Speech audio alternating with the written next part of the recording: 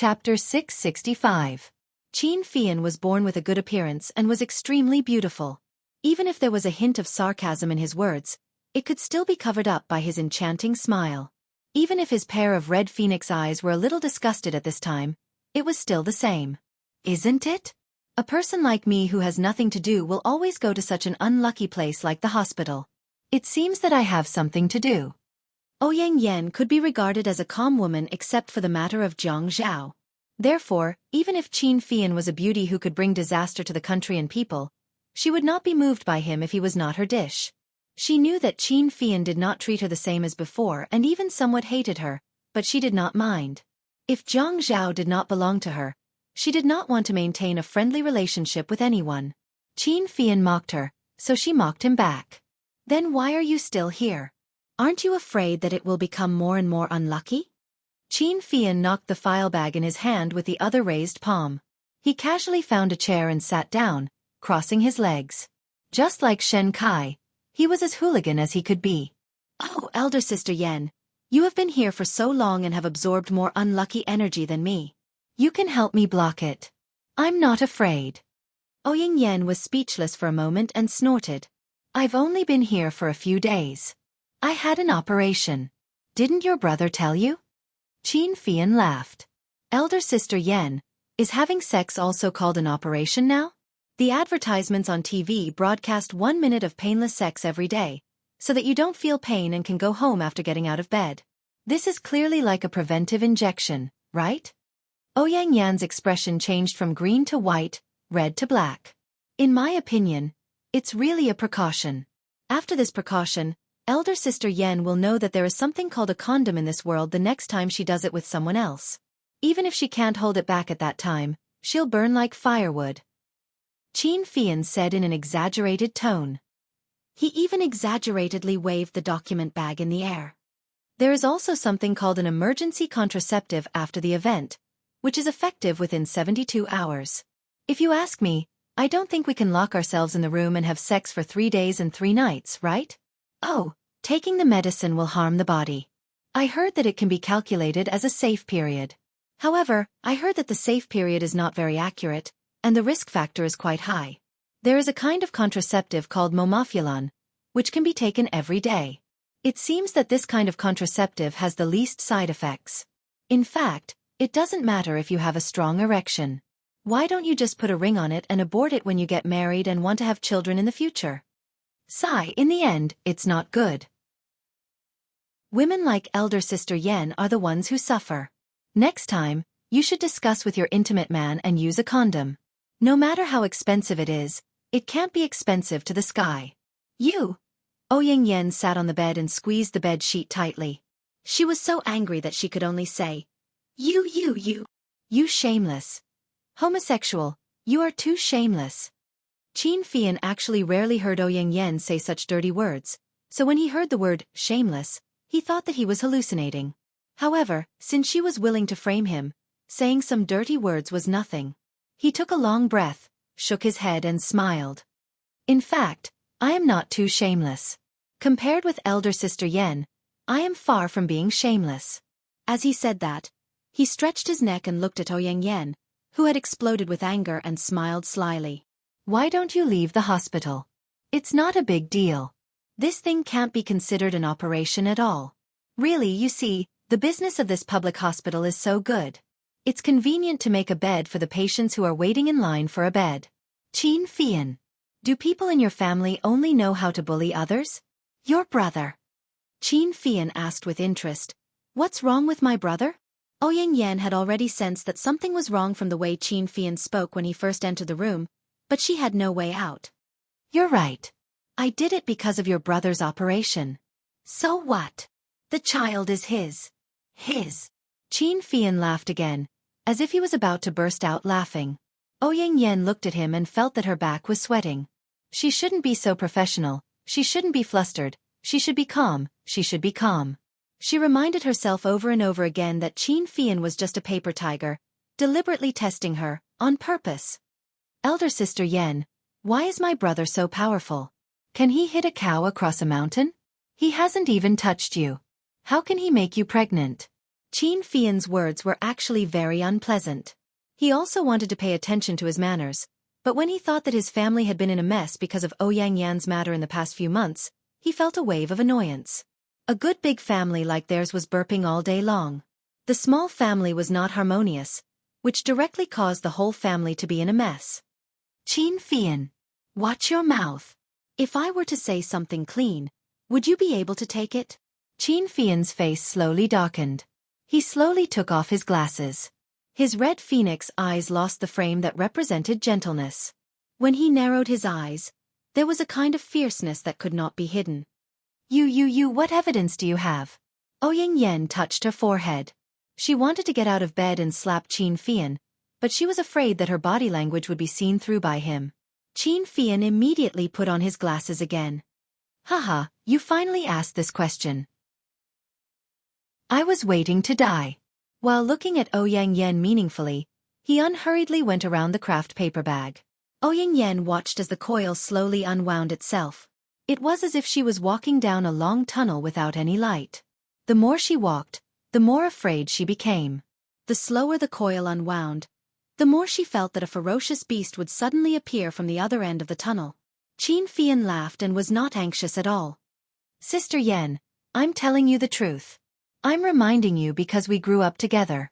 Most men only want to sleep with women, but they don't want to take responsibility. You see, how painful is it when you're pregnant and can't find the child's father? Fortunately, my elder brother is a benevolent and righteous person. On account of your past relationship, he was afraid to see you become a single mother, so he helped you. Otherwise, how embarrassing would it be for an unmarried rich young lady like you to go shopping with a big belly? Qin Fian. Shut up. Ouyang Yan jumped off the bed, picked up a cup and threw it at Qin Fian. Qin Fian nimbly tilted his head and dodged the flying cup. However, when the cup broke behind him, the water splashed onto Qin Fian's back. He shrugged as if nothing had happened. Haha, I'm just being kind. Sister Yan, don't treat my kindness as malice. I say, my brother is being kind too. Our government still doesn't do enough to protect women, right? Last time, when I went to sister-in-law's house, the neighborhood committee even sent condoms to our door, saying that we can get them free of charge. Aya, look at me. I forgot that elder sister Yan is unmarried. Although they don't provide legal free condoms, there are vending machines on the side of the road that sell condoms for 1 yuan. But how could elder sister Yan not know about it? Is it because she's too naive that she still doesn't know much about this even though she's almost 30 years old? Ouyang Yan didn't say anything. This time, she rushed towards Qin Fian. She had to tear his mouth off. Qin Fian suddenly stood up at this time. He held the document bag in one hand and suddenly grabbed Ouyang Yan's hand with the other hand. Qin Fian was tall, so when he pulled Ouyang Yan's hand behind her back, Ouyang Yan was in so much pain that she didn't dare to move. Qin Fian waved the document bag in front of Ouyang Yan. Ouyang Yan, it's not my brother's child. You want to frame him, and you still have the nerve to say that you're hospitalized because of my brother? Think about it. My brother was caught lying in bed with you by my sister-in-law, but he still refuses to admit that this child is related to him. Why? Because even if this child is his, he won't want it. You don't deserve to have his child. Look at you now. Do you still look like the Ouyang Yan from back then? Ouyang Yan's hand was in so much pain that her voice was trembling. Zhang Zhao is a bastard. Qin Fian said fiercely. What's wrong with my brother? What did he do to you? You were the one who broke the engagement back then. Did my brother force you not to get engaged? Did my brother force you to leave Haiqing? After you left, you didn't allow my brother to find another woman? You're rotten. You still want to ruin my brother? Think about how much weight you have. In the past, everyone followed behind you and flattered you. Some people did it because you were kind, pure, beautiful and generous, but some people did it because you were the granddaughter-in-law of the Jiang and Qin families. Why do you think you're so arrogant? Zhang Zhao caused my miscarriage. Qin Fian gritted his teeth. Miscarriage? You deserve it.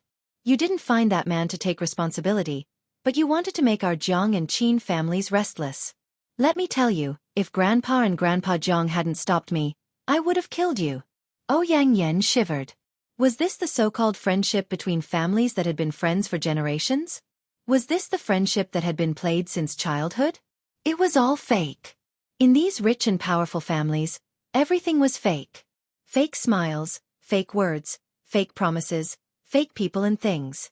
Only one thing was real, and that was the mutual deception of each other. These people had schemed against her step by step, tested her, and forced her to leave their sight. Ouyang Yan's smile became colder and colder. Qin Fian was annoyed for a moment, and he pushed her hard and threw her away. Ouyang Yan fell to the ground. She slowly raised her head and looked at Qin Fian, who was standing not far away from her. Even the corners of her mouth were filled with hatred. Qin Fian, you're a homosexual. What right do you have to judge me? So what if I'm a homosexual? I've been a homosexual in Haicheng for so many years. Has anyone jumped out and pointed at my nose and called me shameless? Of course, you're an exception, but I naturally won't take your words seriously. Your evaluation is too unimportant to me. Qin Fian saw that there were a few bottles of mineral water neatly placed on the tray on the table behind him. He generously placed the document bag on the table and opened a bottle of mineral water. He moved a few steps and kicked the trash can under the bed to his feet. He bent down and placed the hand that had grabbed Ouyang Yan's arm above the trash can to wash his hands. Welfare, Song Shu 566. Chapter 666. When Ouyang Yan saw Qin Fian's actions, her face immediately turned pale. Do you think I'm dirty? Qin Fian glanced over at the woman sitting on the ground and sneered. Oh, don't flatter yourself like this. I don't need to dislike you. It's just that I don't like to touch women. I'm gay. The mineral water bottle in her hand was a little straight, and the water kept flowing unevenly. When the water poured onto the watch, she was shocked. It's over. Water got in. You're making a fuss over nothing. You don't even know how to deal with it at the specialty store. Not only are you gay, but you're also an idiot. Ouyang Yan was angry with Qin Fian. Qin Fian threw the bottle into the trash can and took off the watch from his wrist. He gently wiped the watch's face and back cover with a folded handkerchief in his pocket. He despised Ouyang Yan for not knowing the market. What do you know? This is a fake watch. You! Ouyang Yan was so angry that she stopped talking to Qin Fian. I'm not in the mood to tease you anymore. I'm here to tell you that there are 2 DNA tests. One of them is the bastard in your belly, and the other is my brother's. You can find a professional to compare them. The embryo sample is still very well preserved. You can also do a test with your own. This way, you'll know if anyone has tampered with the embryo. That thing is yours, but it's not my brother's. Aya, next time, I should specifically charge you with hindering marriage and send a woman like you to prison. Qin Fian looked at the watch in his hand and was a little angry. By the way, if you're angry, tear it up. This is a copy. The original is with me. If you want 10,000 copies to show off at home, I'm willing to pay for them. Bang! The door was slammed shut. Qin Fian left. Ouyang Yan knew that if it wasn't for the fact that the fake watch got in water and made him angry, he would have humiliated her for a long time. The floor was a little cold, and the cold air went straight into her bones. It was like a poisonous snake that caught hold of her and bit her until she felt pain all over her body. When Ouyang Shang came in and saw Ouyang Yan sleeping on the floor, he panicked and helped her up. Yun, what's wrong? The floor is cold. You can't sleep on the floor. Do you know that you've had surgery? What I did wasn't a surgery. Qin Fian's words were vicious, but he was right. What kind of surgery was it? Painless for a minute? It was funny. She was now a joke in everyone's eyes. At Night Ninth Mansion, Jiang Zhao's house. Jiang Zhao placed the DNA report in front of Yi Er. Yun Yi, can you be completely relieved now? Yi Er could only let out all the gloominess in her heart. I can finally be completely at ease. Everyone was selfish. When they were selfish, they would realize that they were unusually cold-blooded towards others. Yi Er no longer felt guilty for Ouyang Yan.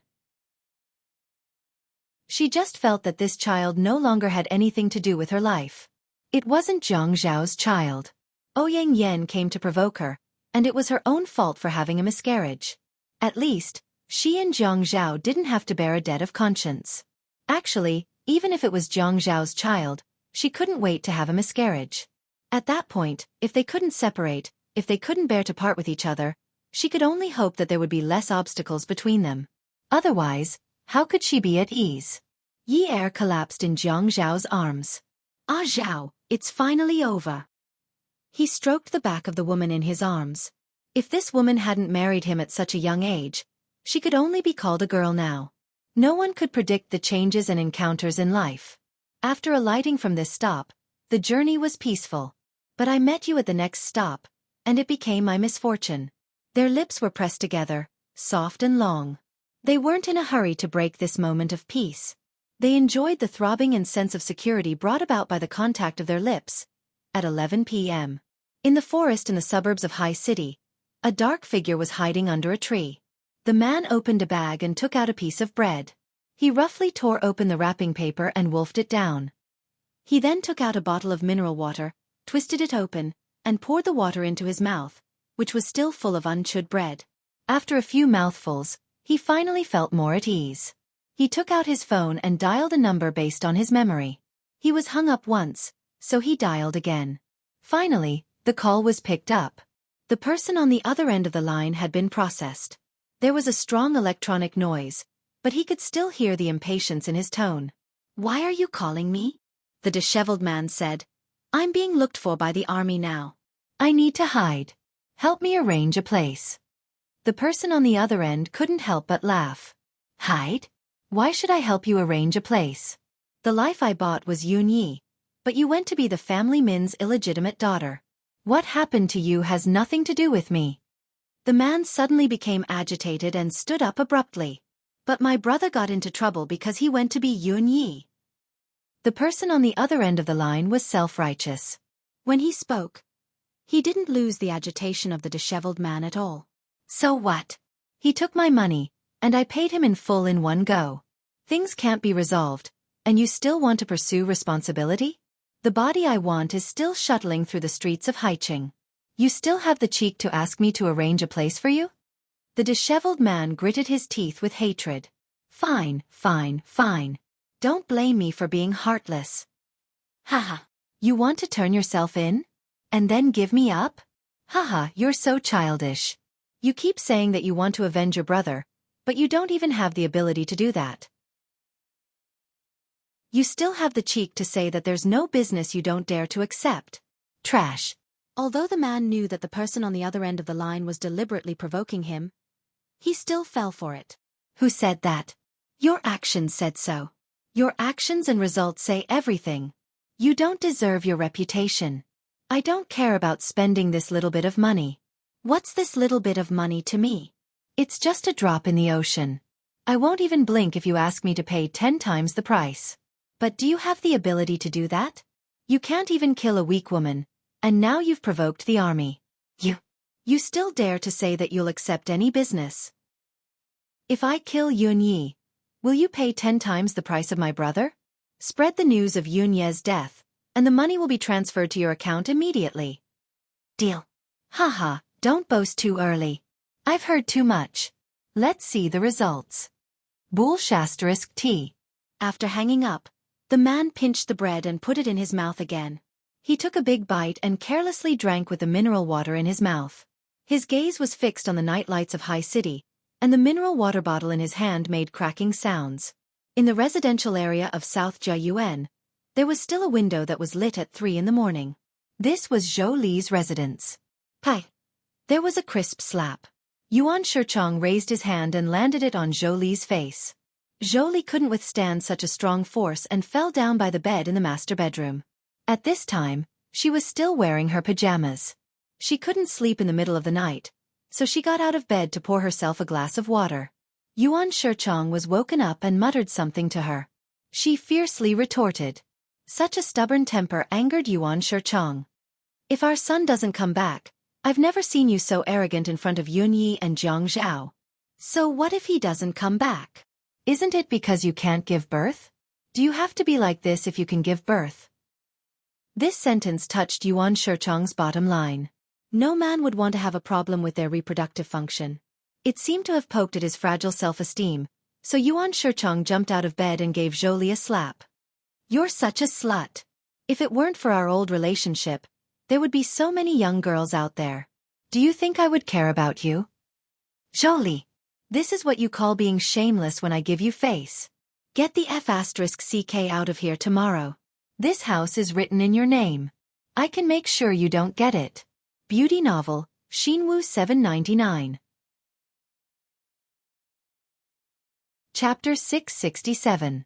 Zhou covered her burning face and looked incredulously at the man who was looking at her with hatred. Yuan Shicheng, you hit me? You actually hit me? Yes, I hit you. What right do you have to hit me? Zhou frowned tightly. A crack slowly opened in her heart. What right do I have? Who do you think you are? You're not my wife. Why should I spoil you? Isn't it because you gave birth to a son for me? Now that I can't even get my son back, you still have the face to be arrogant in front of me. Not your wife? You said that the person you love is me, not Zhou Yan. But she's better at running a household than you. Do you think I'll divorce Zhou Yan and marry you? Why would I marry you? Help me run such a big household? Other than being defeated, what else can you do? How are you better than Zhou Yan? At least Zhou Yan is more obedient than you. You only know how to flirt. Slut. Yuan Shicheng. Zhou couldn't listen anymore. She stood up with the help of the bed and rushed toward Yuan Shicheng to hit him. I'll fight you. Get lost. How could Zhou be Yuan Shicheng's opponent? She was pushed down in an instant. The more Zhou resisted, the harder Yuan Shicheng hit her. The corner of her mouth was soon bleeding from the slap. This was Zhou's first unforgettable soft body injury since she was born. In fact, the pain it brought to her heart was indescribable. She never had a lack of suitors. When Yun Hongwei pursued her, he also spent a lot of effort. However, the person she loved was Yuan Shicheng. Back then, she married Yun Hongwei to anger Yuan Shicheng. Therefore, Yuan Shicheng wasn't a man she flirted with after marriage. But now, in Yuan Shicheng's eyes, she had become a slut. If my son doesn't come back, I'll kill you. Zhou, I'll definitely kill you. Early in the morning, the sky was still dark. There was only a bit of misty light. The Qin residence was already busy at 5 o'clock. Master woke up very early as usual, no different from the past. However, Qin Rongfang called Jiang Zhao and Yi back to the mansion early. This was the first time that Jiang Zhao and Yi had been called back so early. Qin Rongfang had been very uneasy after knowing the results of the DNA test. Old people didn't sleep much. At this time, he couldn't close his eyes for the whole night. He knew that his 3 grandsons were in cahoots, and they had smoothed things out from the beginning to the end. Step by step, they worked together seamlessly. His son-in-law obviously knew that Zhua Hao was using his connections in the army to look for someone, but he turned a blind eye and didn't ask. He knew that his son-in-law had always been upright and straightforward. If someone bullied his son, it was already his limit for him to not use his connections to take revenge. Zhua Haofei helped Jiang Zhao unravel the entire situation. He had no objections. What should be cleared had to be cleared. He knew that they were all young, impulsive, and hot-blooded. Since Jiang Zhao secretly dealt with the Ouyang family, he knew that his grandson would not be able to swallow this. Now that the results of the DNA test were out, he felt that he had been wronged. His means of revenge were even more severe than before. Although the family Ouyang and the Qin family had quarreled, Ouyang Sheng didn't do anything wrong after leaving the Qin residence that day. He even showed goodwill. Although he didn't believe that Ouyang Sheng really wanted to show goodwill, he was always on guard. But if he wanted to do something to Ouyang Yan, this matter wouldn't be so easy to solve. The family Ouyang was a huge family. It wasn't easy to shake them. In addition, once this matter was out, Jiang Zhao definitely couldn't run away. The doctor confessed everything about receiving a check from Ouyang Yan.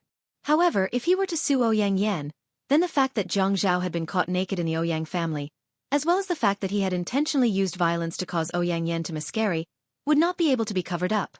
After all, the family Ouyang wasn't a small courtyard. They didn't have the ability to make this matter known to everyone. If they really made a fuss, Lai Qing's positive image and the Jiang family's strong foundation would be affected. In this way, it would become a lose-lose situation. He could tolerate letting the Ouyang Yan go, but he couldn't ruin Jiang Zhao's future and the Jiang family's status because of Ouyang Yan. This move would affect the entire Jiang and Qin clans.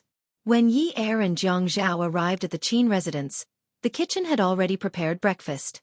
Plain porridge and side dishes were Qin Rongfang's standard. At his age, he needed to take care of his body.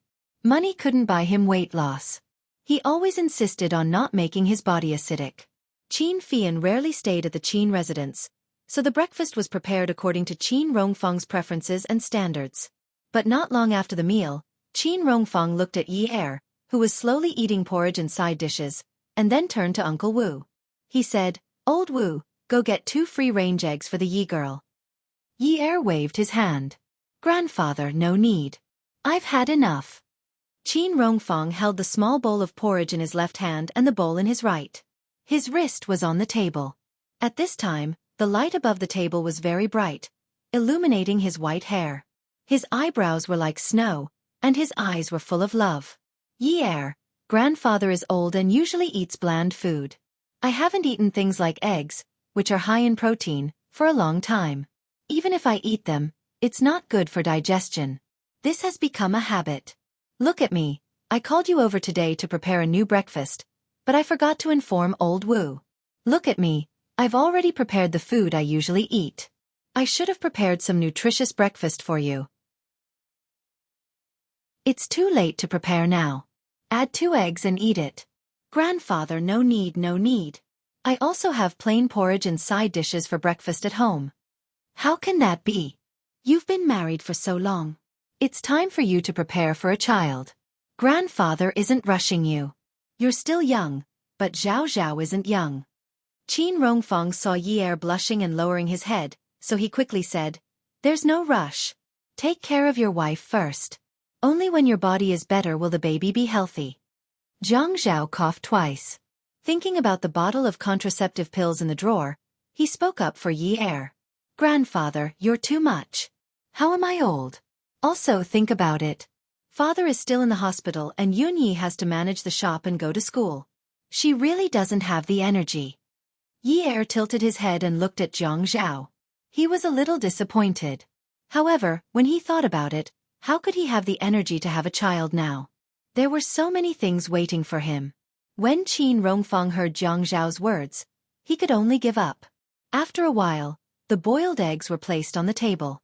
Qin Rongfang told Yi Er to eat quickly. "It's okay if you don't want a child now. Young people still have to eat an egg a day. Don't eat plain porridge and side dishes every day. You can't lose weight. Young people consume more energy than us old people. You have to replenish more nutrients.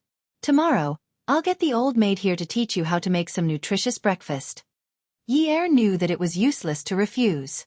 Grandfather had always done whatever he said. Moreover, Grandfather had never used his brain to beat around the bush over such a small matter. He nodded obediently. After the meal, Qin Rongfang sat at the head of the table as usual. Yi Er and Zhang Zhao sat opposite each other. The seat next to them was empty. They could see the servants come in to serve them mouthwash. "Zhao Zhao, I called you and Yi Er over for breakfast so early today because I wanted to tell you not to pursue the matter about Ouyang Yan anymore." Zhang Zhao was stunned. "Grandfather? I know you've been wronged, but it won't do you any good if this matter blows up," Qin Rongfang said slowly and unhurriedly. Zhang Zhao suddenly felt that this meal was a little funny. When he shook his head to vent his anger, he sneered lightly and finally said, "Grandfather, do you know how angry I've been over this matter for the past few months? I've done everything I could. It was Ouyang Yan who forced me. Yesterday, the doctor also confessed that Ouyang Yan gave him a large sum of money and asked him to find a DNA technician to change the test results. She insisted that the child was mine. How could I let her off so easily?" Qin Rongfang was the most rational person there. When Yi Er looked at the head of the table, she saw that Qin Rongfang was looking at her meaningfully. He did not look at Zhang Zhao, who was indignant and protesting. He smiled gently. With the family Ouyang's power, if they really want to do anything to Ouyang Yan, even if they take her to court, don't tell me you want to secretly find someone to kill her? You wouldn't do such a thing, right? Yi Er trembled. She was so frightened that her hands were trembling. "Grandfather, I didn't think of that." Zhang Zhao suddenly stood up. "Grandfather, don't scare Yun Yi. Look at me when you talk." Qin Rongfang tilted his head and looked at Zhang Zhao. He still had a gentle smile on his face. He raised his skinny hand and gestured for Jiang Zhao to sit down. Jiang Zhao sat down again. Zhao Zhao, will you find someone to kill Ouyang Yan? Impossible. Jiang Zhao thought that his grandfather must have taken the wrong medicine. Then we can only go to court, but this road will be very difficult. The doctor did not withdraw the check that Ouyang Yan gave out. Let's not talk about this for now. There is a cause and effect to this matter. The earliest cause is that you slept with her. This matter, no one can say for sure. Being set up? We all know that we were set up, but where is the evidence? We need evidence when we go to court. But there is one thing. Ouyang Yan had a miscarriage because of your violence. You will not be able to bring her down, but you will be charged with intentional injury. If Ouyang Sheng decides to go all out and make it known that Ouyang Yan had a miscarriage because of you, even if the public says that Ouyang Yan is shameless, the Jiang family's reputation as the #1 red family in the East that has been built up for several generations will be completely destroyed because of this. Zhao Zhao, you know that your brother is a businessman. There have been many women who have been involved in scandals before, but has there ever been a woman who jumped out and said that he is a good-for-nothing? Moreover, you are in politics. Your father is the commander of our military region. So, Ouyang Yan, you can't use this method to deal with her. Although your father and mother are divorced, your grandfather and I have always thought that the Jiang and Qin families are in-laws. Zhao Zhao, everyone in this family can't ruin the whole family for their own sake.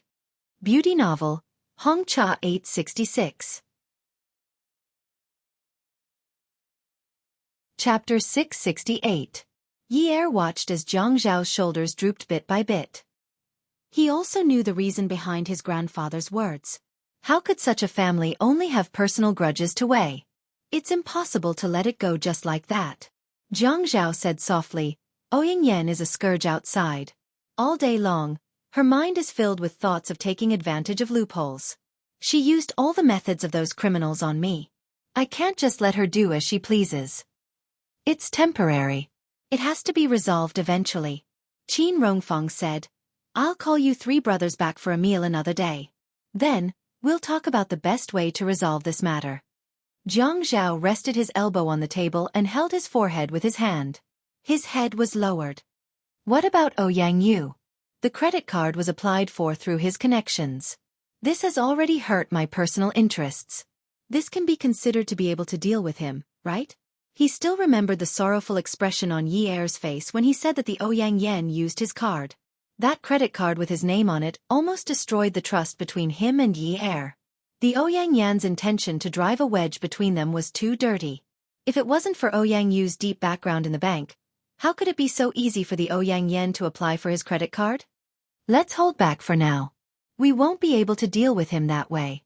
What I mean is to ask your grandfather to tell him to stop the current investigation of Ouyang Yu, and let him resume his position. Ouyang Sheng's current financial problems are probably a little big. He hinted to me to invest. If Ouyang Yu's position as president is restored, the funds can be approved. At that time, Ouyang Sheng won't let go of such an opportunity. We'll bite him until he can't make a comeback. Jiang Zhao heaved a sigh of relief. Grandfather, are you agreeing to let me deal with the Ouyang family? Not you. It's our Qin family and the Jiang family together. No one in the family can fight alone. Jiang Zhao's lips curled into a smile. He spread his arms as if he was doing a big stretch. Grandpa, you finally thought it through. No matter how much I think about it, I can't combine the futures of the Jiang and Qin families. Everything has to be done at the right time. You have to understand. Grandfather, I understand. There was a short period of unhappiness in the conversation, but it passed quickly. When Jiang Zhao left with Yi Er, it was still early. He knew that too many things had happened these few days. Moreover, he remembered very clearly what Xiaoya said. It was very dangerous during this period.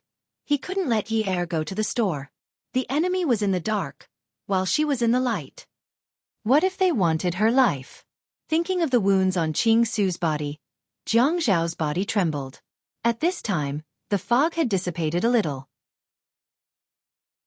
The morning rush hour was about to arrive, and business at the newsstand was very good. Yi Er bought a newspaper and got back into Jiang Zhao's car. The car drove slowly to number 9 mansion. Jiang Zhao said to Yi Er while driving, Don't open the door casually when you get home. If someone rings the bell, you must look through the peephole first. Yi Er flipped through the newspaper irritably. Got it, Auntie Zhang. Zhang Zhao's face darkened.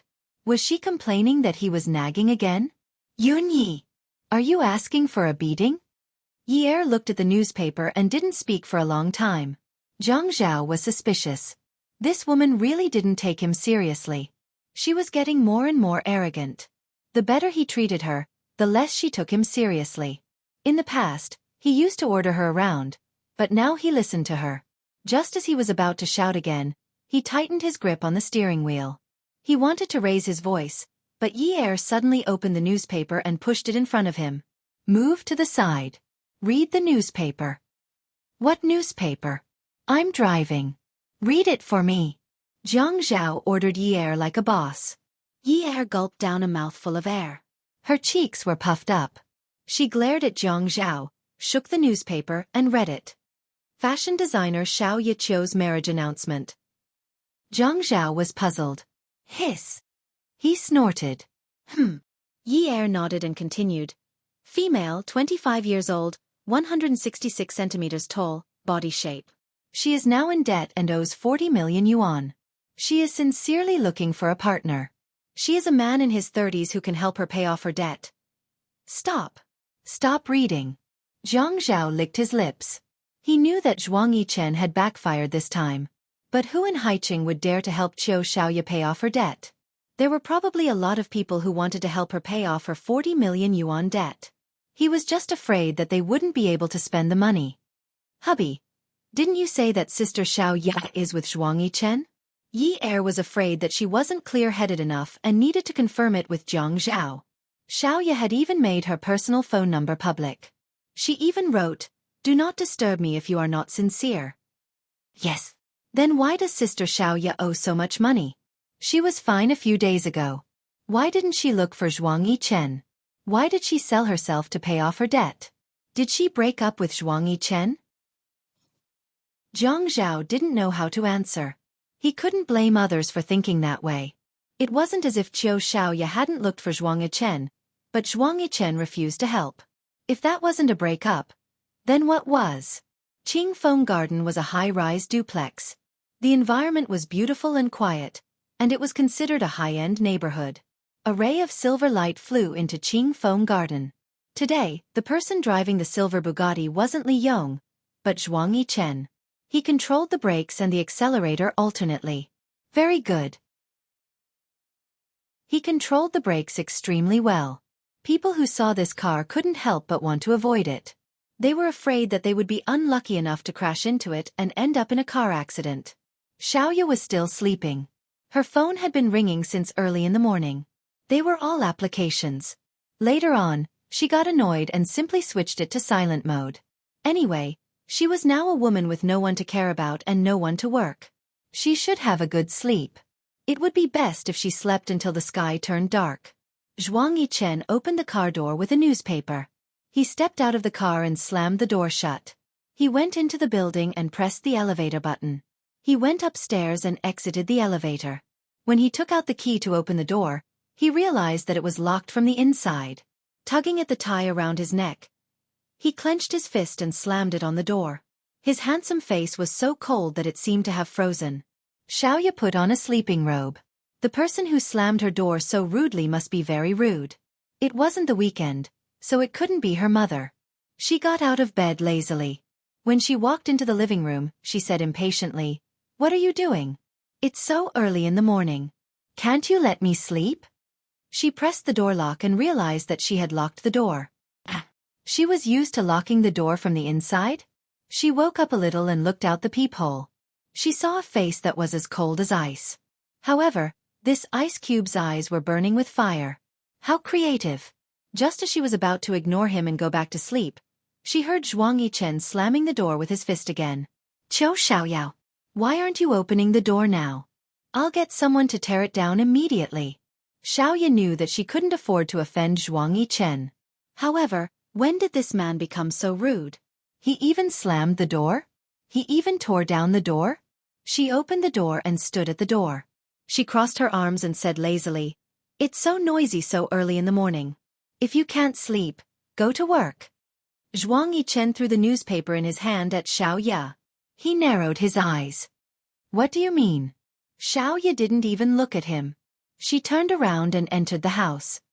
Can't you tell what I mean? Zhuang Yichen followed her in and locked the door. Qiu Xiaoyao, you're quite brave. Xiao Ya fell onto the sofa and hugged a pillow. She ignored the man who was trying to suppress his anger. Why wouldn't I dare? You, on the other hand, are you related to me? Why are you here so early in the morning to meddle in my private affairs? Why are you so kind? Zhuang Yichen leaned over and reached out to pinch Xiao Ya's chin. Qiu Xiaoyao, have you forgotten who you belong to now? Xiao Ya frowned in pain. However, she couldn't break free, so she let this rude man do as he pleased. I belong to myself. We said goodbye a few months ago. You said that you would give me the house if we broke up. You're not someone who cares about two houses. However, according to what we said 4 years ago, if I was the one who broke up with you, I can't take back the house. I won't let you solve any problems in my career, so I'll return the house to you. When Xiao Ya spoke, there was no fluctuation in her voice. He couldn't tell that she was agitated. In fact, she knew that it wasn't that she didn't want to be agitated. However, she could only be agitated in front of this man. If you were agitated in front of someone who didn't care about you, you would only lower yourself. Very good. The corner of Zhuang Yichen's mouth twitched. He had just gotten up a little. Xiao Ya thought that he was going to let her go, but his other hand started to pull open her nightgown. He smiled evilly, but his eyes were cold. Qiu Xiaoyao, I forgot to tell you. That was the agreement from 4 years ago, but it's already in our first year. The last time we broke up, it ended. Later on, when you were under me again, you no longer had the right to choose. This relationship can only be stopped if I say so. Ah! Bastard, let go of me. Zhang Zhao sent Yi Er back to 9th Mansion. He reminded her that if she wanted to care about Xiao Ya's matters, it wasn't impossible to appease her. She could call Xiao Ya over, but she couldn't go out. Yi Er agreed to everything.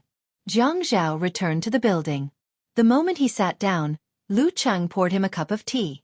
He didn't wait until it was time for a work report before he said, Boss, Yun Hongwei's case can only be treated on parole.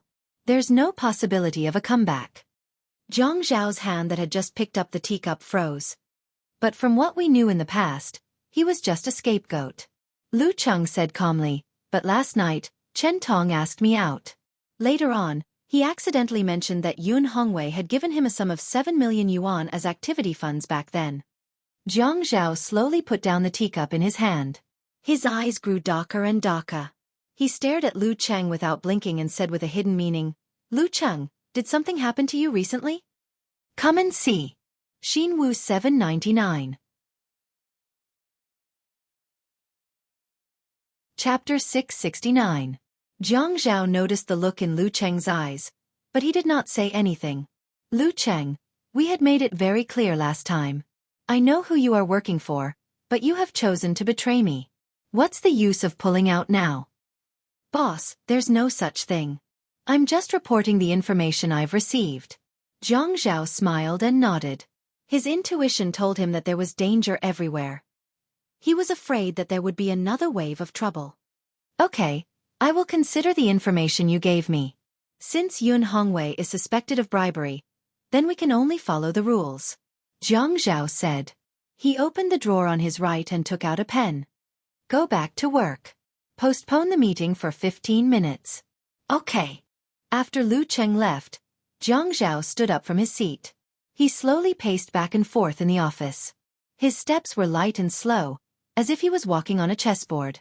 He had never stopped thinking that the road to politics was a thorny road.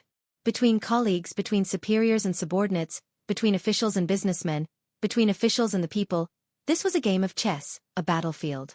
He always knew what it meant to take every step carefully. He also knew how to seek advantages and avoid disadvantages.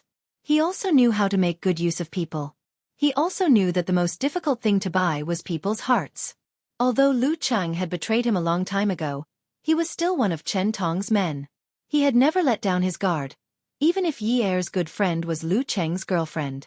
Because in Zhang Zhao's eyes, in this world, Other than family, there were no eternal friends. There were only fair and equal exchanges. Lu Cheng lied. At the same time, he also provided him with a piece of information. Yun Hongwei's case might be strange. In fact, he was very tired of being tied up by this matter. If Yun Hongwei was just an ordinary boss who was not involved in the power struggle, as long as the people above him did not get into trouble, there would not be any problems with a mere bribery. The reason why this matter had not been resolved until now was because the background of the previous mayor was too deep. The previous mayor had offended someone from the central government.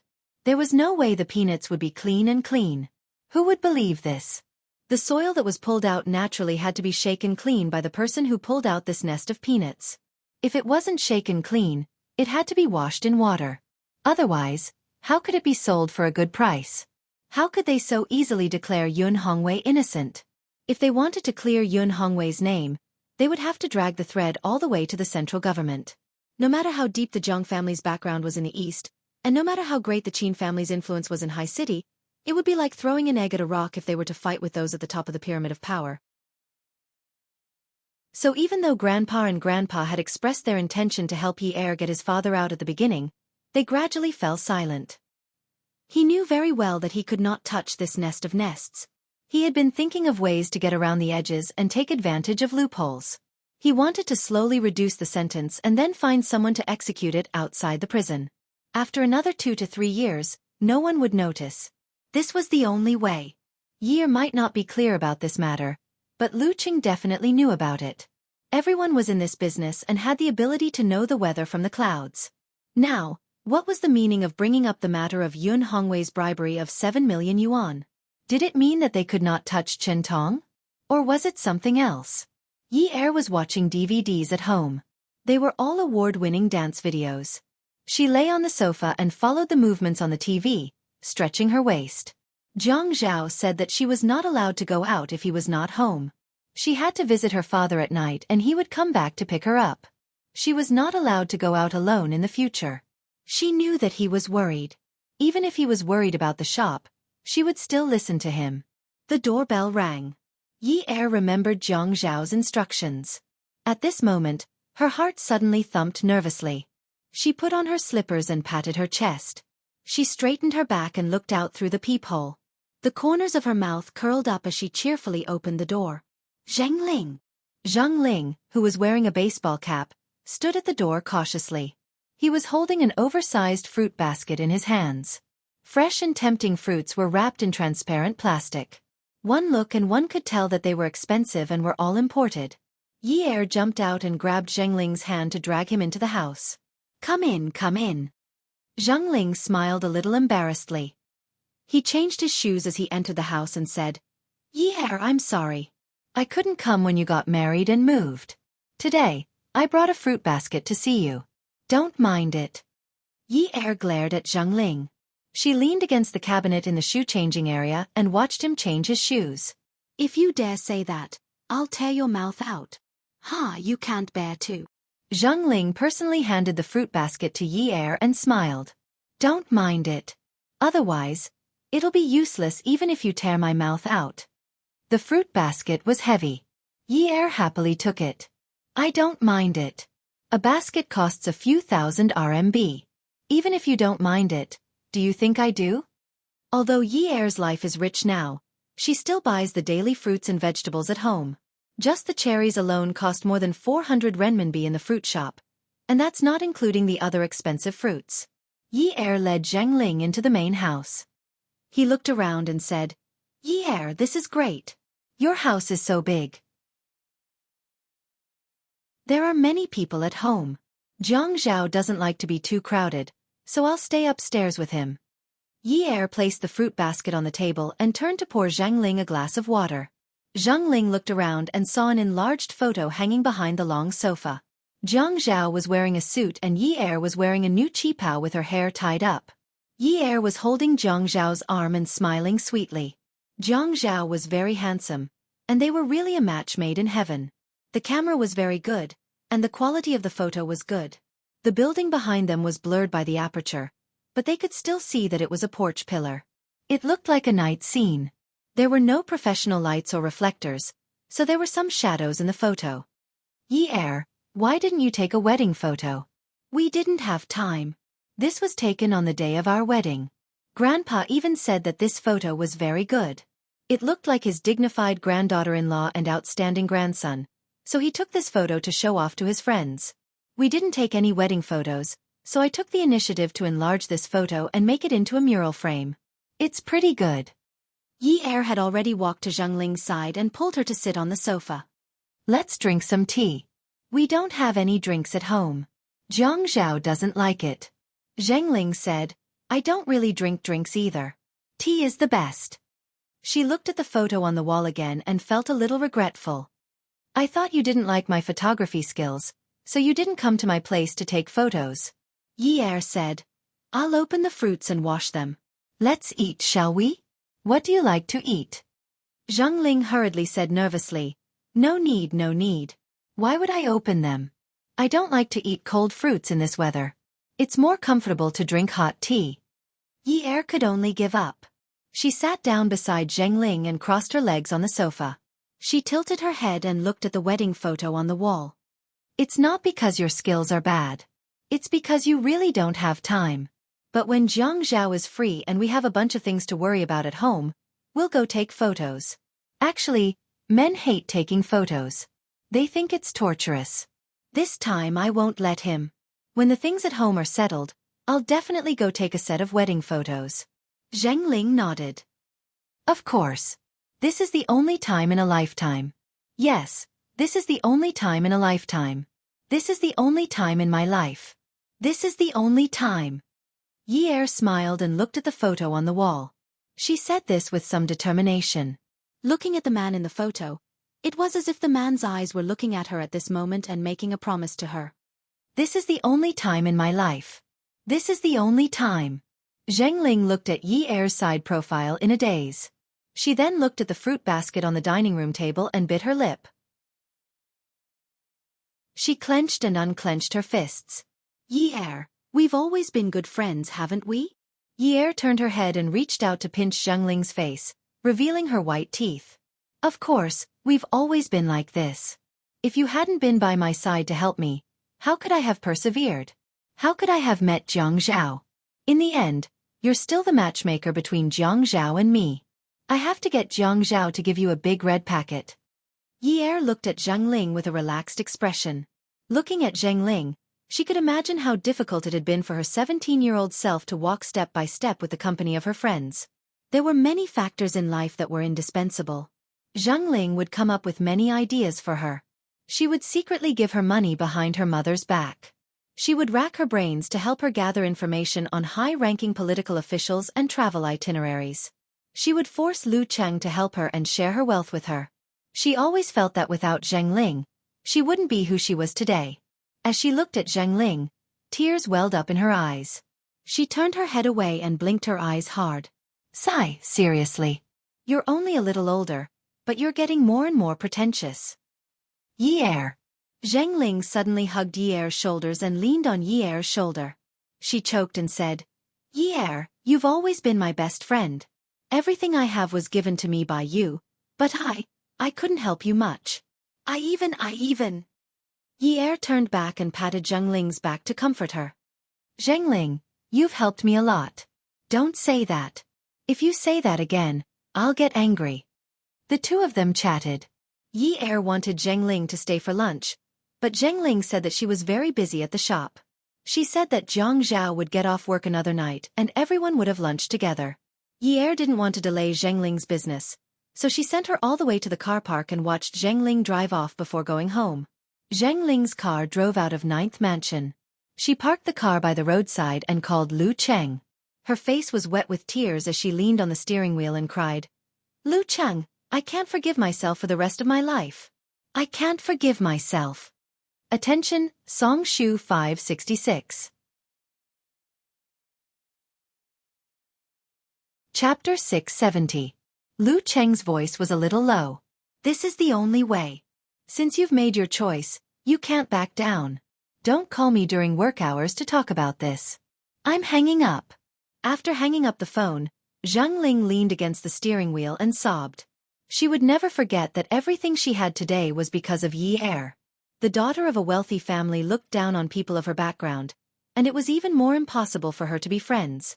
However, Yi Er would not. Even if Yi Er was sympathetic, she still remembered what she had said to her mother. A drop of water should be repaid with a spring of water.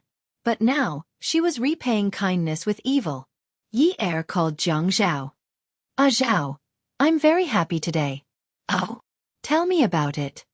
Jiang Zhao was busy reading the policy documents issued by the higher-ups. When he heard Yi Er's happy voice, he could not help but smile. With her personality, it was rare for her to be able to laugh out loud at home.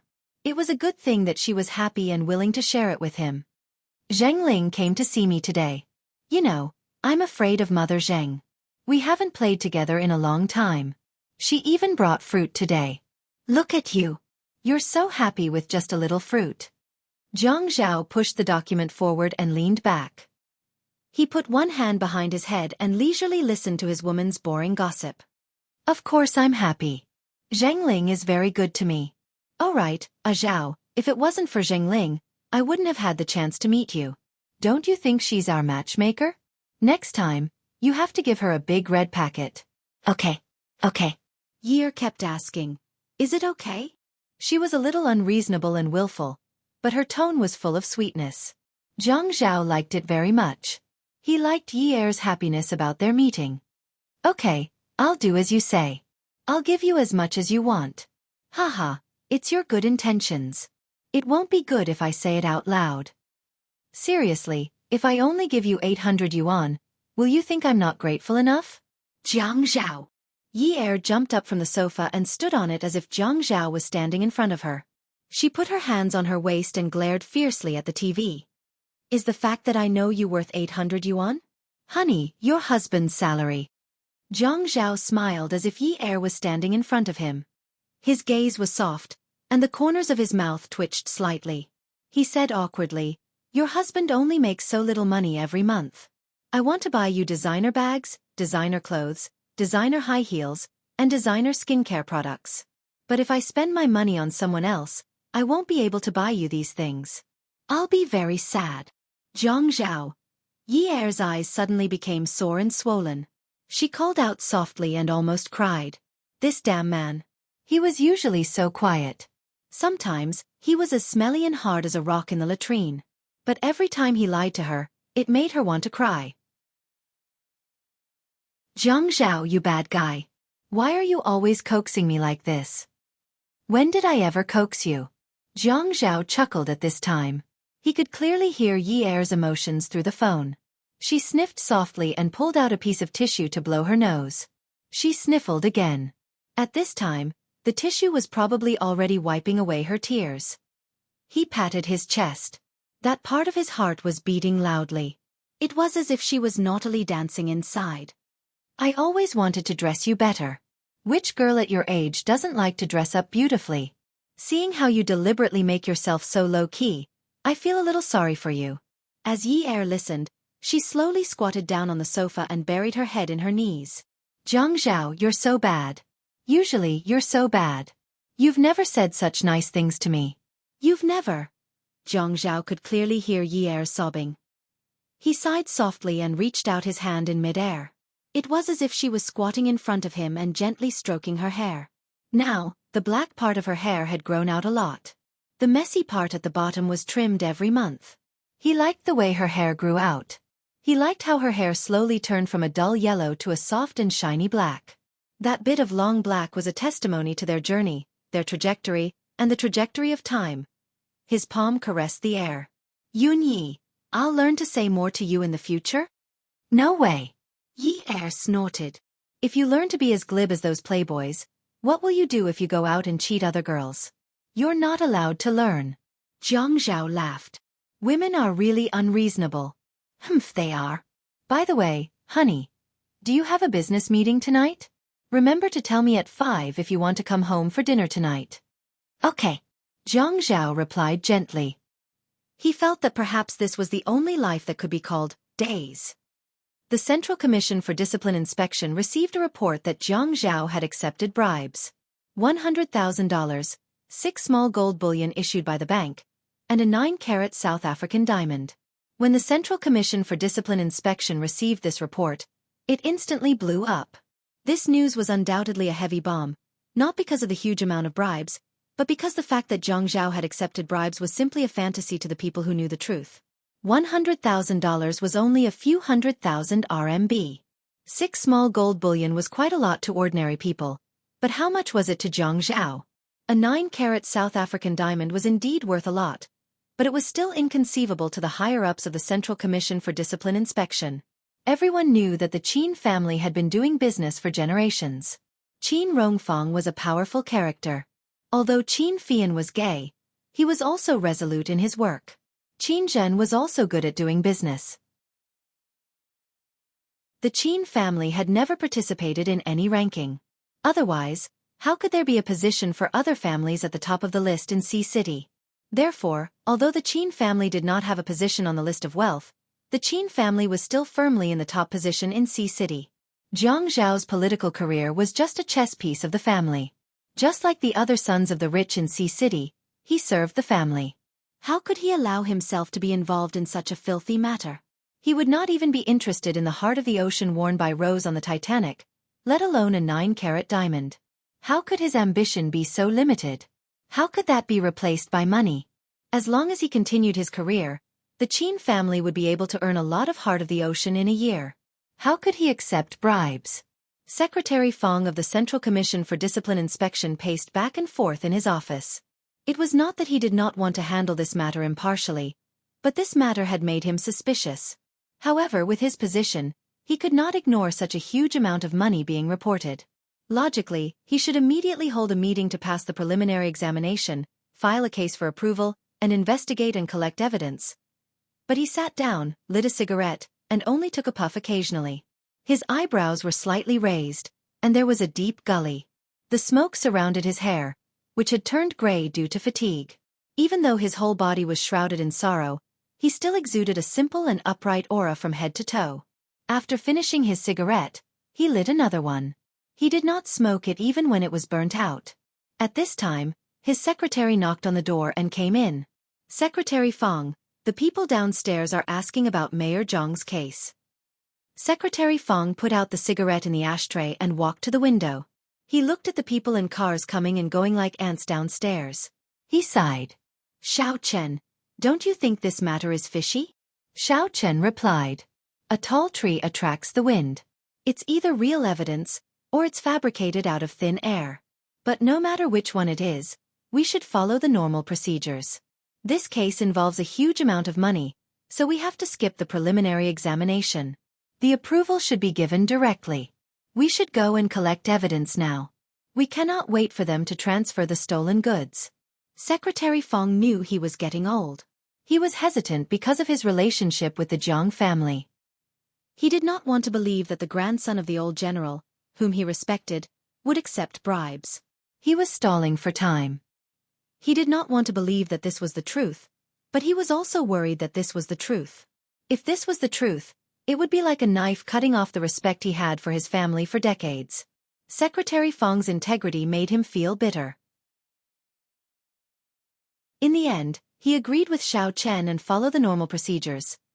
Yi Er was watching TV at home. After a while, she felt bored. So, she called Xia Chen. Chen, what are you doing? I'm preparing a script. Oh, you're busy. Xia Chen said proudly. Of course. Do you think you are the only one who can be a successful career woman? I will also become the most famous host in Haicheng. Humph. Then tell me, are there any opportunities for you to appear on camera? There are. My boss asked me to attend a new product launch for a high-end swimming product. It's at the city's swimming pool. He said that he will let me draft the content of the interview after they have confirmed the name list. Xia Chen sighed. I'm going to appear on camera. Haha. Forget it. For something like this, other companies would only buy advertisements on their websites. Unless they hired a big star. There are big stars, like that F5 group from Taiwan. You've seen that very popular Idol TV series, right? Yi Er lay on the sofa. No, I haven't. I've seen F1 and FO. Haha. Just as they were talking excitedly, the doorbell rang. Yi Er held the phone and said, Someone is knocking on the door. I'm hanging up. Ye-er. She put on her slippers and walked to the door. She saw a group of people in police uniforms through the peephole. She was stunned. A plainclothes policeman walked to the peephole. He took out his ID and said seriously, "Madam Yun, please open the door. We are from the Commission for Discipline Inspection. Come and see." Hongcha 866. Chapter 671. Yi-er couldn't help but shiver when she heard the words, Commission for Discipline Inspection. It was as if a gust of cold air was flowing up from the bottom of her feet, and her four limbs were about to be frozen stiff. The person holding the doorknob was trembling badly. Commission for Discipline Inspection? No political family would wish for the Commission for Discipline Inspection to visit them. It would be best if they did not see these people for the rest of their lives. Whenever the Commission for Discipline Inspection appeared, there was only one reason. The person in the family who had taken the path of politics had caused some unclean things. Jiang Zhao had reminded her again and again not to accept gifts from others. Therefore, she had taken apart the expensive gift cards for the dance studio. She was afraid that people would use them to talk about her in the future, saying that she had accepted bribes in disguise. During the wedding, Jiang Zhao did not invite many people. Actually, many government officials will hold their birthday banquets in a low-key manner. Even if they do not invite, there will still be a lot of people who will send gifts. Some people are careful, and some people want to use this opportunity to make money. Jiang Zhao had never been involved in these things. Firstly, Ye-er knew Jiang Zhao was rich and did not care about these things. If there were people like Jiang Zhao in this industry, there would be less corruption and bribery. But Jiang Zhao said it was impossible. That way, the government will become a shopping mall, and everyone will help their family to manage their businesses. Secondly, she knew that Jiang Zhao had the Qin family and the Jiang family behind him. He had to be strict and keep himself clean. He couldn't get involved in those dirty things. Otherwise, everything in the family would be affected. Jiang Zhao had repeatedly emphasized that a clan was different from an ordinary family. Everyone in a large clan was closely related to each other. Only by being more united than those in a small clan would the clan become more and more prosperous. Otherwise, everyone would scheme for their own things and be unfaithful for decades. Some would fail and some would scatter. Although Jiang Zhao was the mayor on the surface, but his family owns a lot of shares, and he has his own company. His profits are not worse than Qin Fian, who is a businessman. He also has a higher social status than others. But how can Jiang Zhao offend people from the Commission for Discipline Inspection? Ye-er was still holding the doorknob, and she was still shivering. The doorbell rang again, and she opened the door. Hello. Even when the door was closed, no matter how nervous and afraid you was, the moment the door was opened, her bearing and poise were like that of Mrs. Jiang, who could stand beside Jiang Zhao. At this moment, she smiled modestly and politely. How can I help you? The man in the lead said. Ms. Yun, please cooperate with our investigation. Ye's hands, which were folded in front of her abdomen, quickly clenched and loosened. She said in a neither servile nor overbearing tone, Please call me Mrs. Jiang. I'm sorry, Mrs. Jiang. The man apologized. After some negotiation, Ye led him into the house. The fruit basket on the table was picked up by a police officer. Comrade Zhang, this should be the Lan Zi mentioned in the report. Was it sent by a woman? Yes, she is my friend. Ye nodded. But her sixth sense told her that the situation was bad. If there was a problem with the fruit basket, then it was not only the fruit basket that was in trouble. Zhang Ling was in trouble too. Zhang Ling. Ye shook her head and forcefully shook it twice. The man with the surname Zhang said to Ye, Do you mind opening it? I don't mind. Ye knew that it was impossible to argue with them at this moment. She could only cooperate. Jie didn't mind. These people had their so-called needs, and they had to be opened up. If she didn't cooperate, it wouldn't be disadvantageous to her. The transparent film on the fruit basket was opened, and the cherries were moved away. The other fruits were slowly taken apart like a wall. The golden rectangular bricks were taken out one by the workers in gloves and put into a transparent plastic bag. Then they sealed it, wrote a label, and stuck it on the bag. Someone asked, Is it 6 pieces? Yes, 6 pieces. Ye felt her ears buzzing. She felt like she was going deaf, but she still heard someone ask, Is the US $100,000 in cash? Yes, just right. We need to verify the authenticity of this 9-carat South African diamond. Send it back to the office. Pack it up first. At first, her ears were still a mess of screams. But when she heard the words, 9-carat South African diamond, Yi-er could not take it anymore and fell back. Someone supported Yi-er and asked, Mrs. Zhang, are you okay? Mrs. Zhang, you still have to come with us. Please cooperate. Yi-er kept asking in her heart why? Why? Zhang Ling had been friends with her for so many years. Why did he want to hurt her like this? Why did he want to hurt Zhang Zhao like this? $100,000, 6 gold bricks, 9 carats. What did he want to do to Zhang Zhao? I want to call my husband. Yi-er told herself that she must not cry. Although her heart ached so much that she wanted to cry, she could not. The staff helped Yi-er sit on the sofa and said apologetically, Mrs. Zhang, I'm sorry. The party has already investigated Comrade Zhang Zhao. You can't talk to him. We just spoke a few hours ago. Yi-er could not believe it. How long had it been?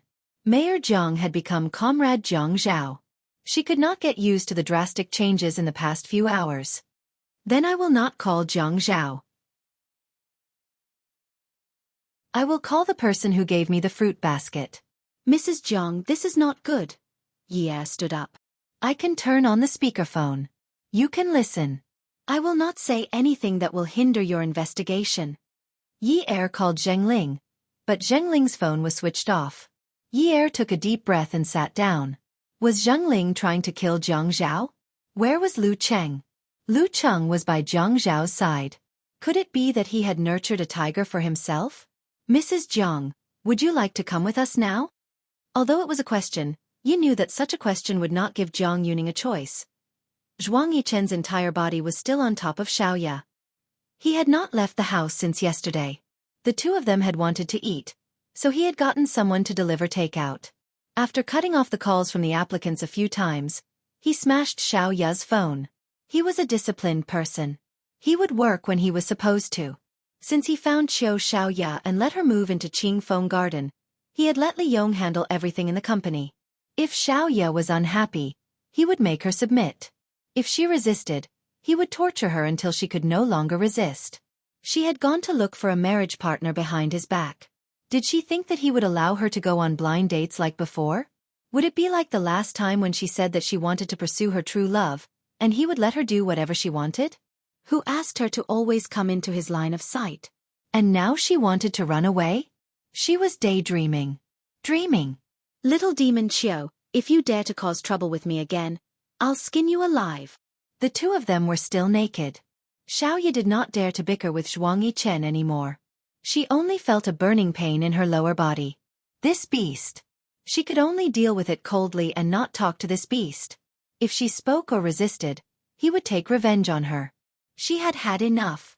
Seeing that Xiaoya did not speak, Zhuang Yichen pinched her chin. Can you hear me? I'm deaf. I can't hear you. You. Zhuang Yichen was about to lower his head and bite this disobedient woman when his phone rang. He had told Li Yong not to call his personal phone unless it was something important. He reached for the phone beside his pillow and picked it up. Young master. Uncle Li, why are you in such a hurry? Zhuang Yichen could hear the panic in Li Yong's voice and immediately sat up. What happened? Xiaoya suddenly stopped. She had been with Zhuang Yichen for so long, and she had never seen him answer such a serious call.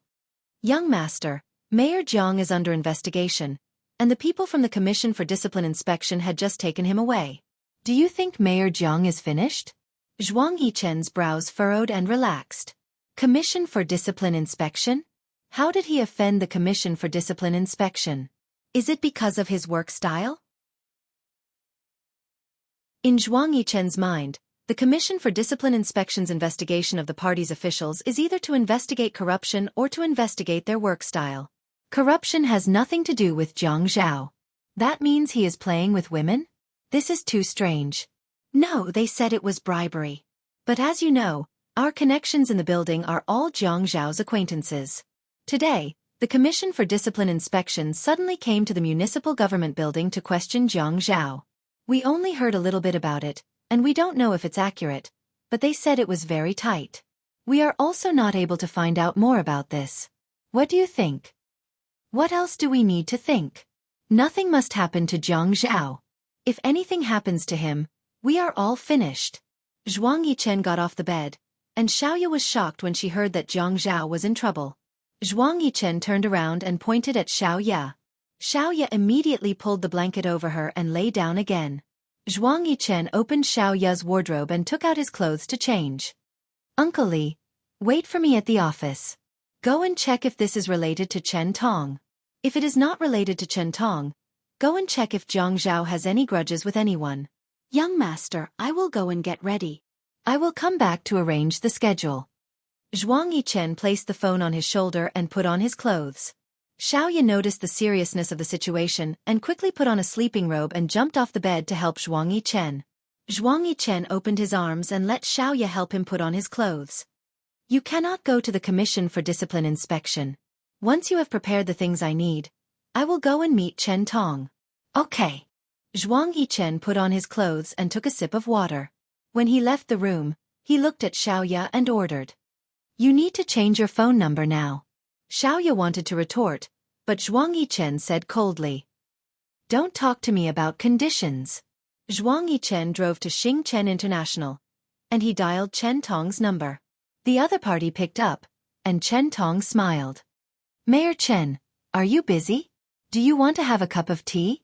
Awesome novel, Xinwu 799. Chapter 672. It's not convenient for me right now. I'll contact you another day, Chen Tong said faintly and hung up Zhuang Yichen's call. The beeping sound from the phone made Zhuang Yichen grit his teeth and curse in a low voice. Zhuang Yichen didn't understand why Chen Tong would choose to draw a line with him at this time. Logically speaking, Chen Tong shouldn't have known that he was in contact with Jiang Zhao. Could it be that there was a mistake somewhere? When Jiang Zhao was being investigated by the Commission for Discipline Inspection, his calmness was beyond the expectations of the investigators. When investigating corruption cases, psychological observers would often accompany them. However, these professionals could not detect Jiang Zhao's abnormal expression. They had been answering him fluently without hiding anything. Their attitude was calm and collected, and they could not help but feel a little overwhelmed by the people who were inquiring. Comrade Jiang Zhao, regarding the fruit sent by your guests, we found $100,000, 6 small bank-issued gold bullion, and a 9-carat South African diamond. How do you explain this? My wife's classmate came to visit and brought a basket of fruits. As for the contents of the basket, other than the fruits, my wife and I don't know. So when Yun Yi received the fruits, she notified you immediately? Immediately? Ha! Jiang Zhao laughed. Every word was full of mystery. If he admitted that he was the first to receive the fruits, then he and Yi Er had talked about it in private? With his tacit approval, Yi Er accepted the basket of fruits with astronomical prices? It was after her classmate left. Are you sure? Yes. Jiang Zhao tried his best to avoid his interaction and involvement in this matter. He also concluded that Yi Er called him when there was no one at home. Otherwise, she wouldn't have used such a tone and method to talk to him. In front of outsiders, even if she had to pretend, she would pretend to be very dignified. The questioning couldn't continue because Jiang Zhao was at work. If his wife received a basket of fruits at home, he could just say that he didn't know about it and bring it over. Even though the questioning couldn't continue, the questioning continued. Jiang Zhao responded casually. After Yi Er was questioned and investigated, he went home, but Jiang Zhao was not at home. In the living room were Qin Rongfang, Old Master Jiang, Jiang Lai Qing, Qin Zhen, and Qin Fian. The Qin residence had a spare key to the 9th mansion because Qin Ji Ai's mother would send some soup over when she was cooking it. Sometimes, when there was no one at home, she would put it in the fridge. Old Master Jiang rushed over from Jiang District. Yi Er suddenly felt so guilty that he felt ashamed. After a day of stressful interrogations, Yi Er was exhausted and requested not to have any contact with outsiders. She turned off her phone and forgot to turn it on the way back. The Commission for Discipline Inspection was very strict in investigating corruption, so it was not convenient for Old Master Jiang to call the secretary of the Commission for Discipline Inspection in person. He knew very well how upright the person who used to be his subordinate was. The answer might not be clear, and it might even make things difficult for him, but he still got to know the general situation through his connections. Yi Er drooped his head, and there was no light in his eyes. He stood in the corner outside the large sofa area. Grandpa, Grandpa, Dad, Mom. He called them one by one and bowed to the elders. Qin Rongfeng and Old Master Zhang sat on the main sofa, while Zhang Liqing and Qin Zhen sat opposite each other on the single sofa. Qin Fian was casually walking around the room. Qin Rongfeng glanced at Yi Er, took a deep breath and closed his eyes. Do you know your mistake? It was the dignity of the head of the family that no one could invade. The words "do you know your mistake?" were like a heavy torture weapon that suddenly trapped Yi Er. This sentence was neither light nor heavy, and there was a gap between each word. The tone was raised, but at the end of the sentence, there was a hint of anger in it. Yi Er raised her head and looked at Qin Rongfeng, who had his eyes closed. He had silver hair and white eyebrows, and he looked like an immortal. He was wearing a Chinese-style button-up shirt, and his hands were supporting his legs. He looked calm and composed, but his hands were rubbing his legs heavily, as if he was venting the lingering anger in his heart. She glanced at Old Master Zhang, but he was looking at her with a pair of sharp eyes. She saw in his eyes. He was disappointed that she did not live up to his expectations. Yi Er bit her lip. Thinking about Zhang Zhao's situation, she almost cried out softly, but she held it back and said softly, "I was wrong." Qin Rongfeng suddenly opened his eyes, and his voice rose. Every word was like a hammer landing on the ground. There are rules in the family. Has Zhang Zhao ever mentioned to you that you can't accept gifts from others? Yi Er's heart palpitated. She could only look at Qin Rongfeng and nod timidly. He did say that. He had said it more than once, but she had never thought that Zheng Ling would harm her. It was just a basket of fruits. She knew that it was ridiculous to find such an excuse for herself. A mistake was a mistake, but when she saw the determination in her grandfather's eyes, she started to feel afraid. She felt as if the mountain in her heart was being pushed by a huge force, and it kept shaking, as if a landslide was coming.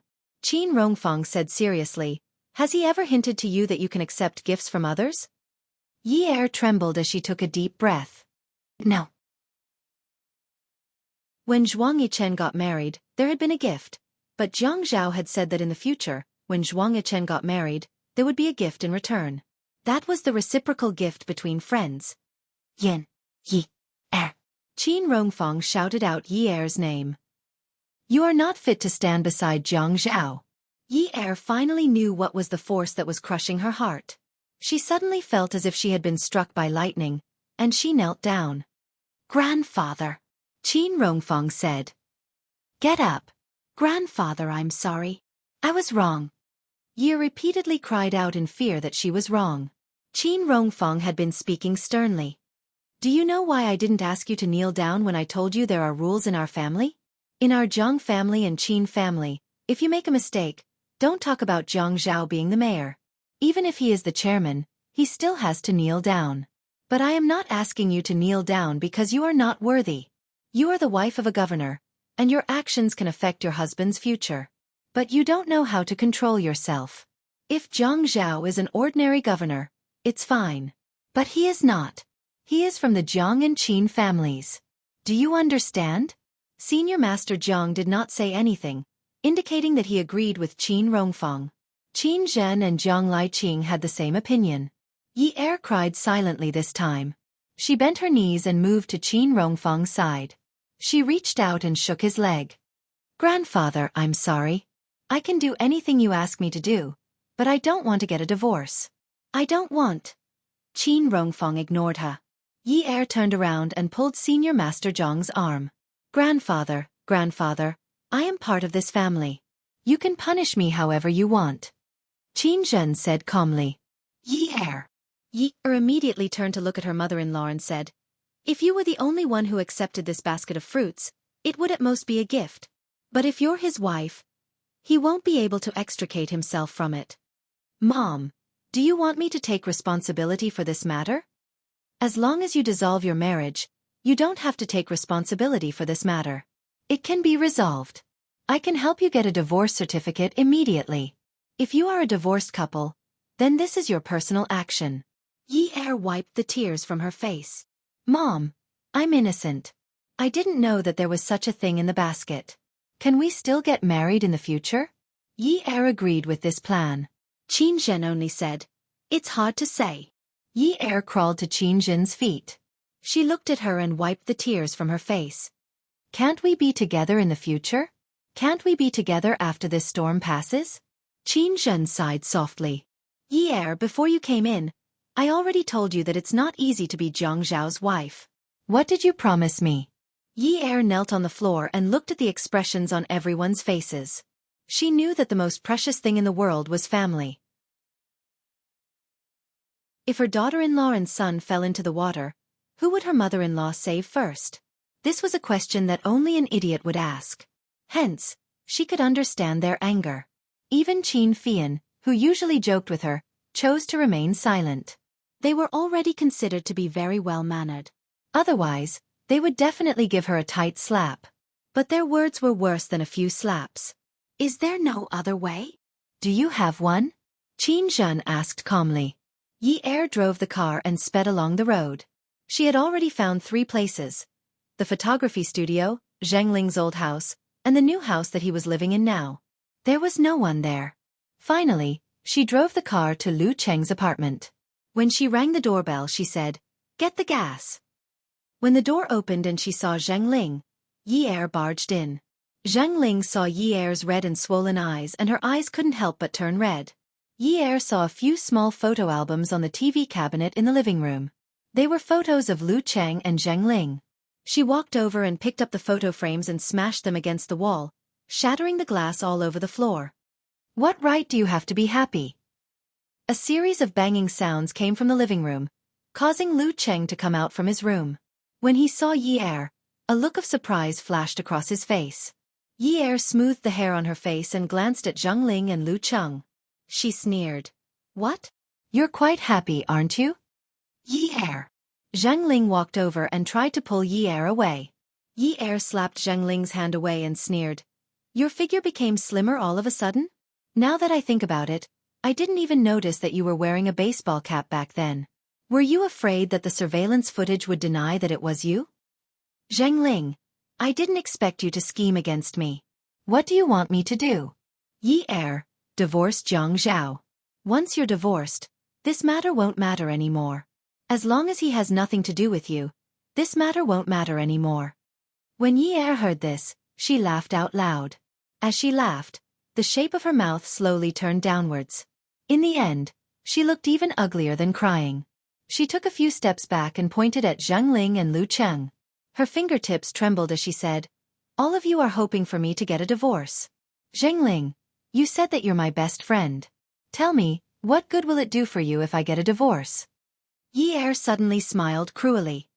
Zheng Ling, do you think that you can run away just because the surveillance footage in the neighborhood can't prove that you were the one who sent the things to my house? Zheng Ling lowered her head guiltily and covered her face as she sobbed. Yi Er, I'm sorry. Please forgive me. Zheng Ling, you overestimated me.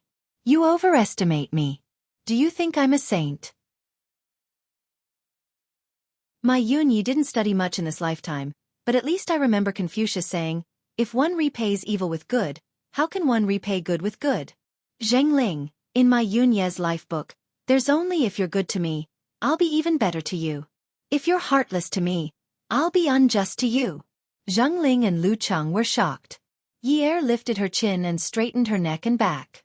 She was extremely brave and resolute. She gritted her teeth and took a deep breath.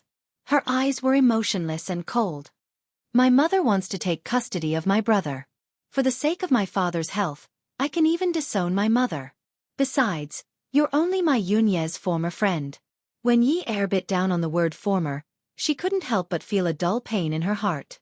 She thought that only love would hurt people. In fact, being betrayed by friendship was equally hurtful. When the Jiang and Qin families wanted a divorce, she had no right to object. But Zheng Ling, no matter what the reason was, she would never forgive her. Lu Cheng calmly poured water for Yi Er. Yi Er said calmly, the two of you must have cooperated very well. Your plan was flawless. But Zheng Ling, I still have the cup that I poured tea for you. Your fingerprints are on it. You've drunk it. That cup will definitely be able to detect your DNA. Just you wait. Ye.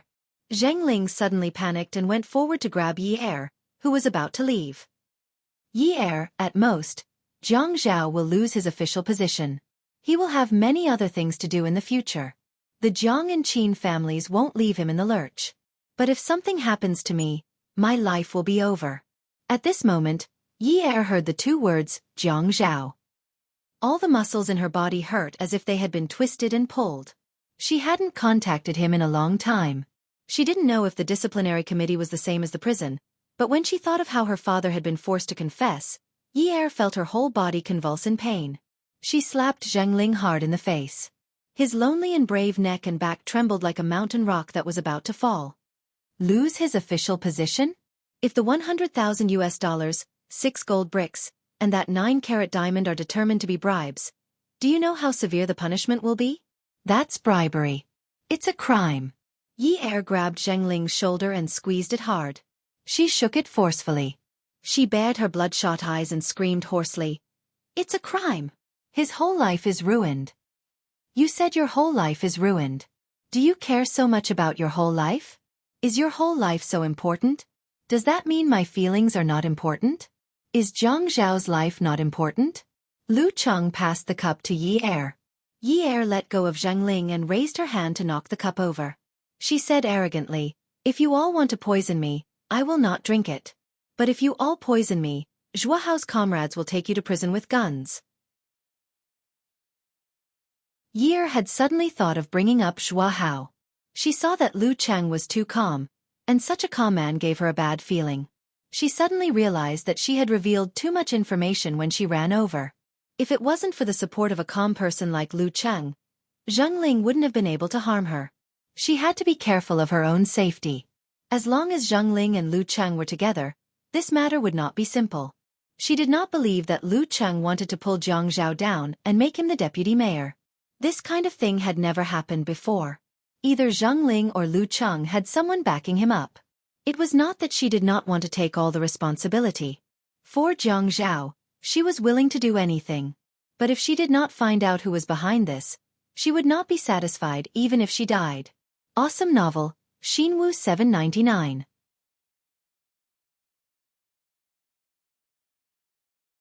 Chapter 673.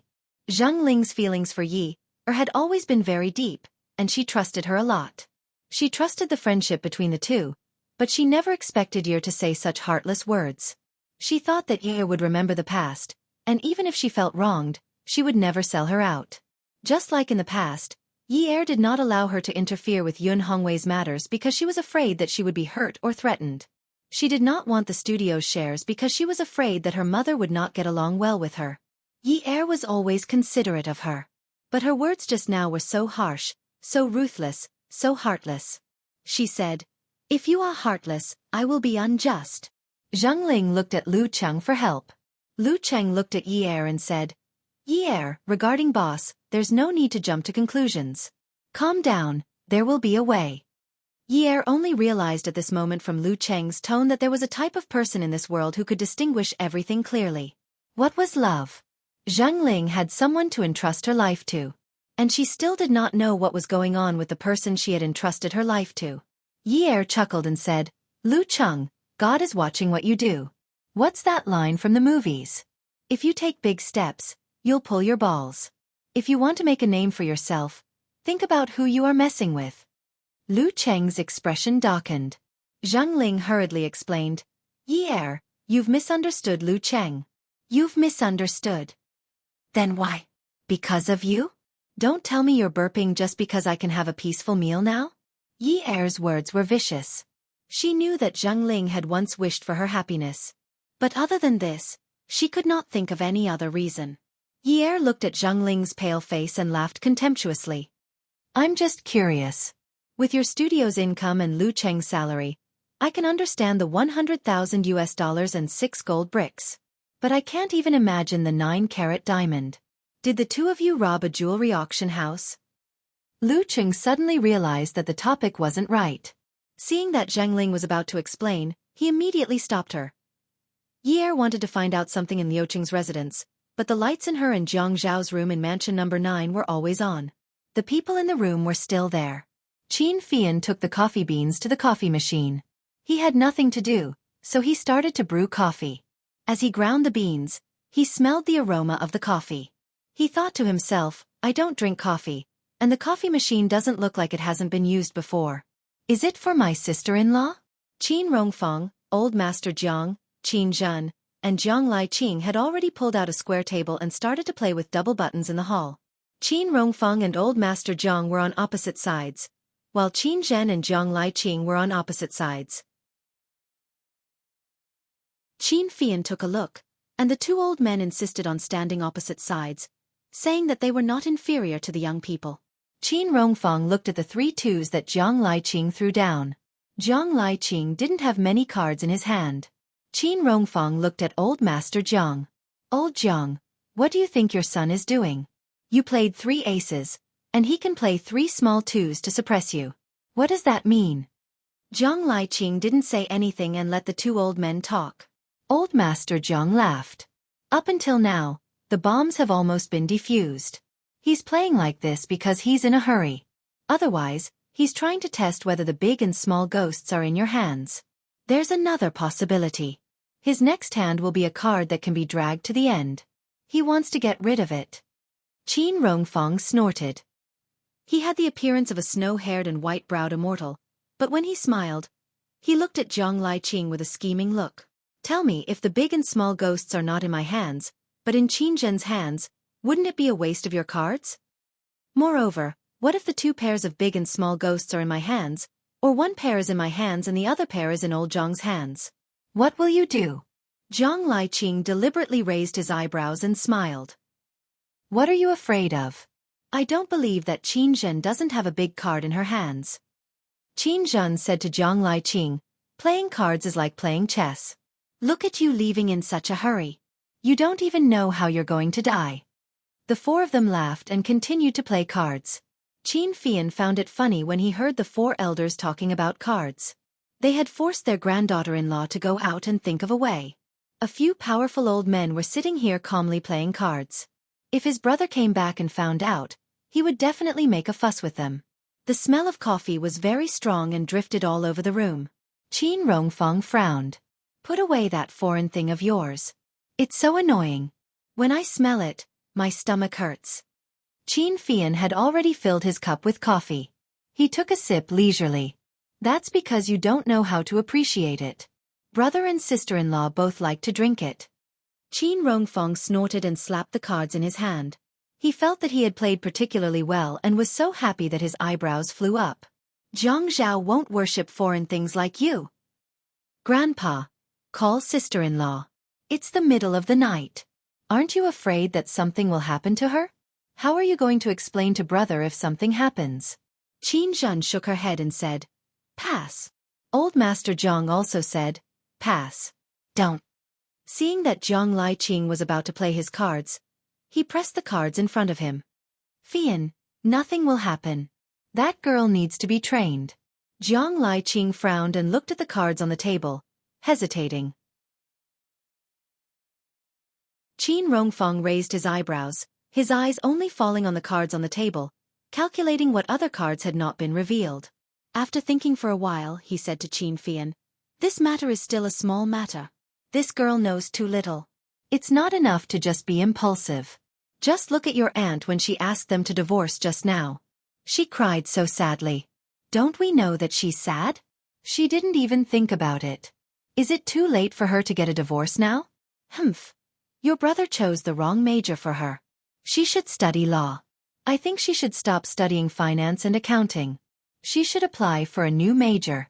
She can't follow Jiang Zhao if she doesn't know the law. Then you guys are too cruel. She's just a little girl and she was so scared by you guys that she cried like that. She ran out in the middle of the night and said that she would think of a solution. If my brother comes back and finds out, he'll definitely be angry with you guys. Qin Fian sat on the armrest of Qin Rongfeng's chair and took a sip of coffee. He stretched his head out to look at the cards in his grandfather's hand. He despised them in his heart. This hand was lousy. Your brother has to be grateful to me. Humph, that Yi girl needs to be trained. She needs to know that it's impossible to be peaceful if she stays by Jiang Zhao's side.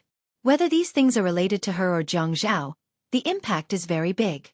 A woman in a family must have the ability to control the family's affairs.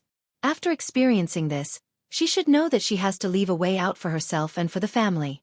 Why did this happen to her today? Qin Rongfang put the cards in his hand on the table and raised his hand to press down on the table. Everyone stopped. Qin Fian wanted to run away, but it was too late, because his grandfather was going to start talking nonsense again. He knew these principles, but he had to pretend to be very sensible and listen. She didn't take precautions. It's not her fault. She hasn't experienced it before. But what if someone comes next time? What if it's a distant relative of our Jiang and Qin families who sends some messy things? What should she do? What should she do? This is a fruit. She can open it, wash it, and share it. If she finds it immediately, she can return it. What if her neighbor bakes a cake for her to try, but puts a diamond in it? What should she do? It's not that I want to torture her like this, but after this incident, she should know what her position in this family is. Every action and decision she makes means something to Jiang Zhao, and what it affects. She has to know that she is a member of this family. If something happens, it's useless to punish her. She can only make up for it. Sometimes, even making up for it is useless, so she has to learn to be on guard. She should know that the daughter-in-law of a rich family can't be compared to the daughter of a rich family. The daughter of a rich family can cause trouble and wait for others to clean up her mess, but the daughter-in-law of a rich family should be someone who can clean up the mess for others, because she has to take care of their family in the future. Qin Fian thought to himself, "Oh, he's finally finished." Qin Rongfang grabbed Qin Fian, who wanted to escape. Qin Fian could only sit on the armrest of the chair. He coughed awkwardly and said, "Brat, let me tell you. When your brother comes out, don't talk too much. If you dare to tell your brother about what happened tonight, I will teach you a lesson." Qin Fian exclaimed. Looking at Qin Rongfang's calm expression, he burst into laughter. "Grandpa, if you dare to do something, you have to be brave enough to admit it. Haha, now you're afraid of revenge? What am I afraid of? Jiang Zhao is my grandson. Can't I punish my granddaughter-in-law by making her kneel?" Humph. Qin Rongfang glanced at old Master Jiang across the table. "Old Jiang, you have a share. I'm an accomplice." Old Master Jiang laughed. "You are the main culprit. Just now, you were the one who said that the girl was scared to tears by you. I basically didn't say anything." Qin Rongfang glared at old Master Jiang. "Old fart, you're too cunning." Qin Fian looked speechlessly at Jiang Liqing and Qin Zhan, who were seriously studying the cards in their hands. He sighed. "Are you really not afraid that something will happen to my brother?" Old Master Jiang shook his head and said, "What are you afraid of? Do they dare to starve him? Torture him?" This matter was clearly a setup. Now, this matter was just like your uncle-in-law's hand just now. The three little twos had all come down. With such a big move, if he couldn't force the big and little devils to come down, he would lose this card. We will soon see the trump card of the person behind this. Then, as you said just now, what if the big and little ghosts are in the hands of his opponent? Qin Rongfang laughed. Then it will be a waste. Because I still have a little twos in my hands. Qin Fian shook his head. That's right, twos. This group of elders all have twos in their hands. Their brains are full of twos. How can they play people like this? At this time, instead of thinking of a way to save their grandson, they came here to train their granddaughter-in-law. Isn't this a double loop? Add. Hongcha 866.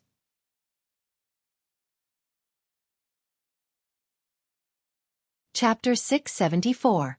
Qin Fian looked at the bad cards in Qin Rongfang's hand and asked Jiang Liqing, "Uncle, my grandpa lied to you.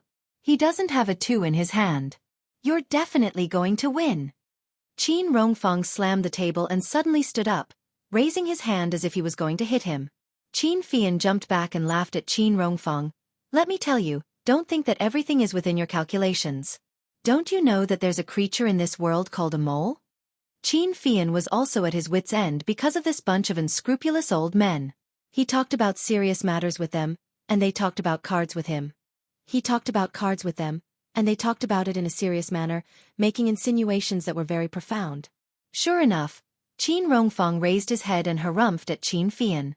His aura rose sharply as he said, "You still don't know that there's a way to win in this world called cheating. If I want to win, who dares to make me lose?"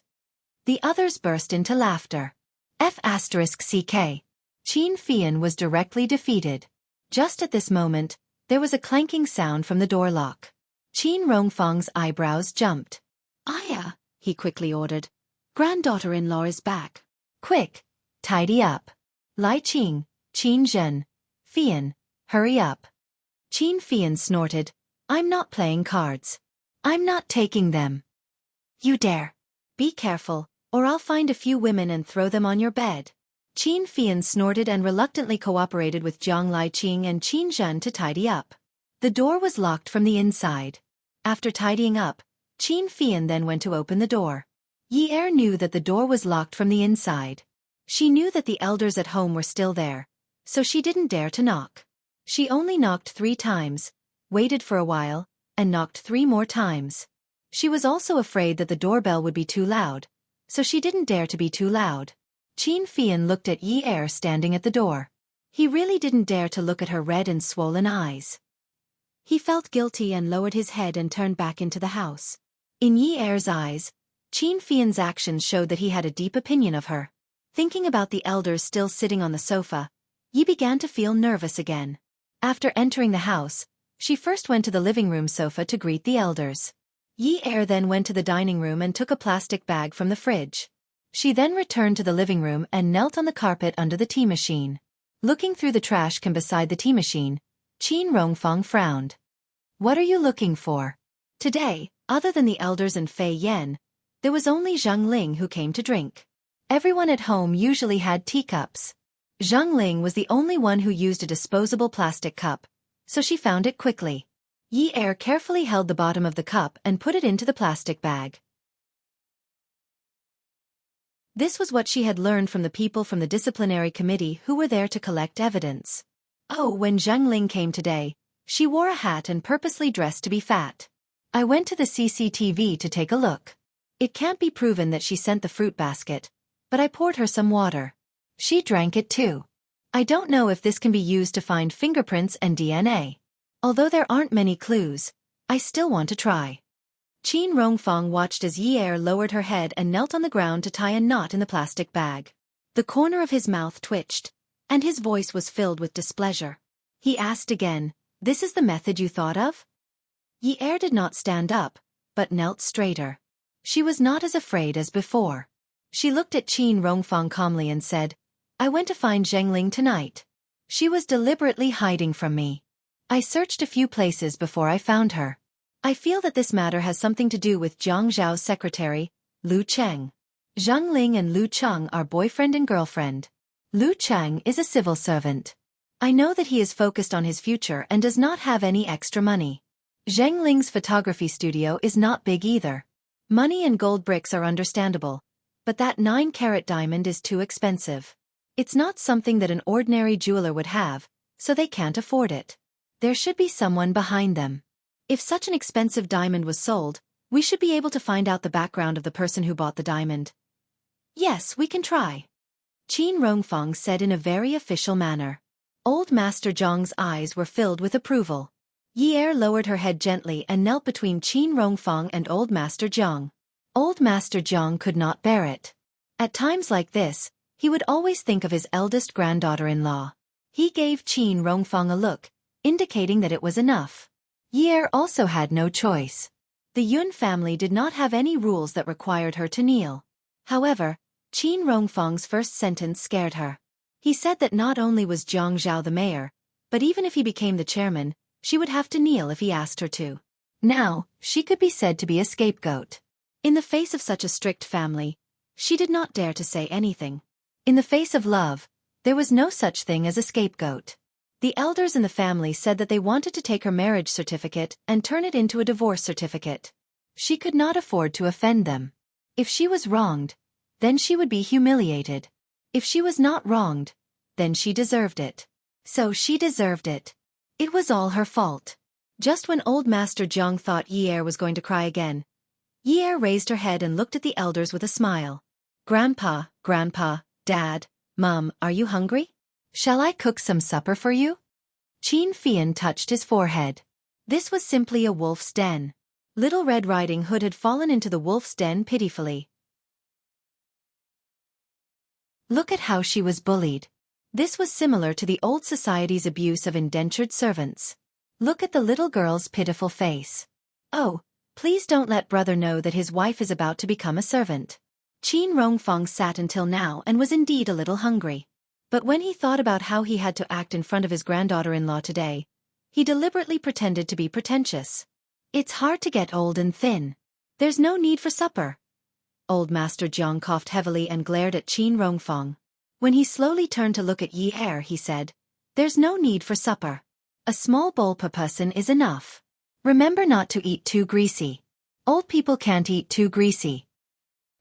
Qin Fian turned his back. He had better grind the coffee himself. A bunch of shameless old men. Yi Er quickly stood up and looked at Qin Zhen. "Mom, what about you? I'm not picky. What about Dad? I'm not picky either." Qin Fian had just scolded that group of shameless old men in his heart. At this time, he also interrupted. "Hey, sister-in-law, I'm not picky either." There was evidence of Jiang Zhao's bribery. If there was no evidence to prove his innocence, the investigation would continue. Within the legal time frame, Jiang Zhao could not contact anyone outside. Jiang Zhao rested in the place specially arranged by the Commission for Discipline Inspection. He fell asleep very quickly. There were all kinds of places to rest. There was a surveillance camera. The Commission for Discipline Inspection looked at the surveillance footage. "Secretary Fang, isn't this Jiang Zhao too calm? He's simply an old fox." Secretary Fang of the Commission for Discipline Inspection placed his hands on the table and looked at the screen. He said to the staff earnestly, "Don't look at our comrades with colored glasses. Calmness is a quality that our team needs." But he's resisting the investigation. The staff was very dissatisfied with the results of the questioning during the day. Jiang Zhao was a green bean that did not move at all. There was no way to deal with him. "You can't say that. Maybe Comrade Jiang Zhao only knows so much about the situation. He's just telling the truth." Secretary Fang hoped from the bottom of his heart that Jiang Zhao was wronged. In this way he could be at ease. However, he was also very worried that the scales in his heart would be tilted because of this. Therefore, he only watched the case and did not directly participate in it. The staff sneered contemptuously. If a person like Jiang Zhao is pulled out of corruption, who knows how dirty his background is? It's all because his family is powerful. Otherwise, what ability can he have? In fact, this was the deep-rooted hatred of the rich and handsome man that she had for him. Secretary Fang raised his hand and pressed on the screen. He glanced at the quiet scene on the screen and stood up straight. He patted the staff member on the shoulder. He sighed softly. "Comrade, you have to believe in the party spirit that our comrade has. Jiang Zhao's political achievements over the years are obvious to all. Many years ago, when he was still the director of the Planning Bureau, he proposed that investors should not bring in factories that pollute the environment. The factories in the urban areas should be moved out, and the suburbs should be built and developed into tourism as urban planning. At that time, economic interests were more important than anything else. How many people opposed it? But now, when the surrounding cities are troubled by these problems, our Haicheng's problems have almost been straightened out. This is only one of the problems. Putting aside the matter of the bribery now, let's just talk about the problem of Jiang Zhao's ability. You can't judge Comrade Jiang Zhao with colored glasses just because he has reached such a high position at such a young age. His ability is worthy of his current position. If you don't believe me, you can compare these people you know and make a list. Secretary Fang, I didn't. The staff was a little embarrassed. He really couldn't compare. Comrade, when we work for the Commission for Discipline Inspection, we have to judge things as they are. Don't be too emotional. Don't judge a person based on personal feelings, understand? Zheng Ling curled up on the ground and trembled. No matter how Lu Cheng tried to persuade her, it was useless. She kept repeating, "Am I going to jail? Am I going to jail?" Lu Cheng squatted by the side and put his arm around Zheng Ling's shoulder. He patted her gently. "No, don't think too much. Yi Er said that she won't let me off. Yi Er said that she won't let Jiang Zhao be wronged. Lu Cheng, I shouldn't have gone. I've already said that it's useless. Yi Er won't get a divorce. Lu Cheng, why do you think? Why did that person want Yi Er and Jiang Zhao to get a divorce? What good does it do for him? Lu Cheng, what should we do? If Jiang Zhao is acquitted and released, will it harm you? Lu Cheng. Zheng Ling was suddenly shocked. She grabbed Lu Cheng's hand and said anxiously, Yi Er said that she wants to take the cup for testing to prove that I went to her house. If she sues me for framing her, I might as well insist that I bribed her. Anyway, I'm done for. If I bribed her, Jiang Zhao really did bribe her. If he's guilty, he can't get out and can't take revenge on you. Beauty novel, Hong Cha 866.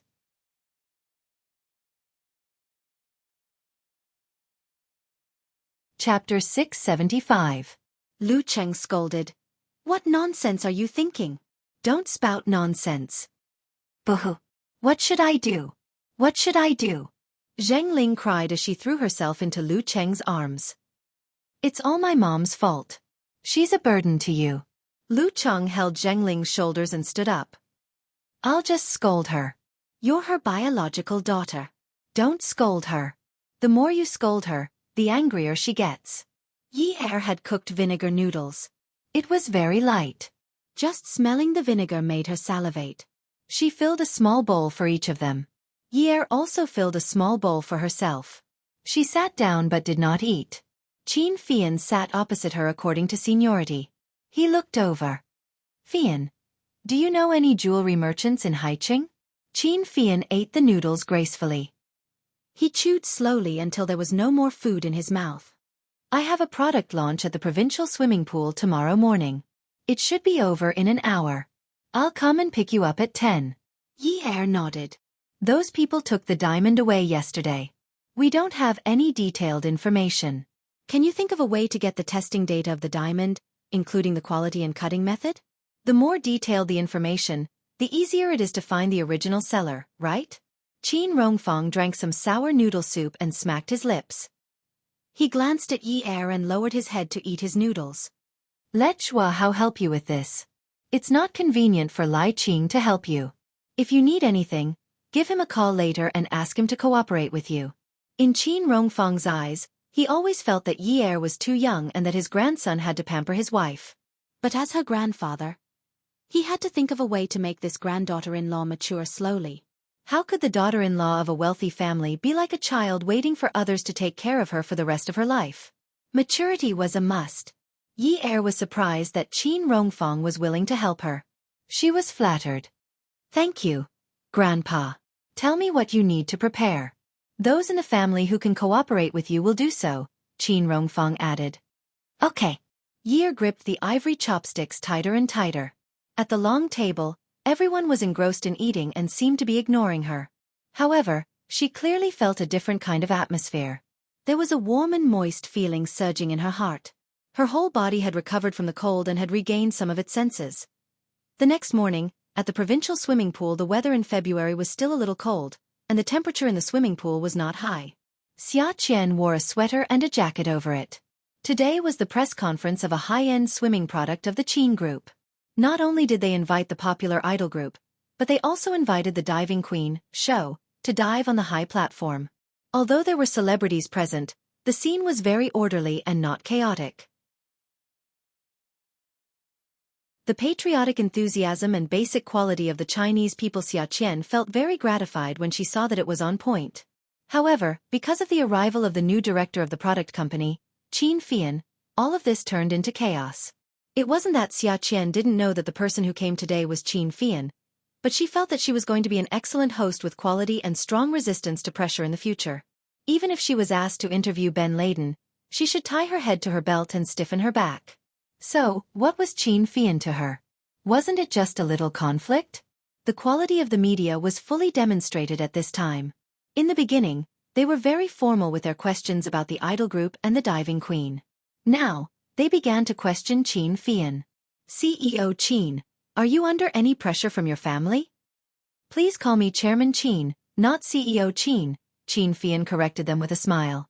For someone as coquettish as Qin Fian, even though it was such a formal product launch, even though the temperature of the swimming pool was several degrees lower than the temperature outside, He was still able to wear a pink shirt with 3 buttons undone, revealing his seductive chest. His sapphire blue suit was stylish and fitting. Xia Qian could not squeeze in.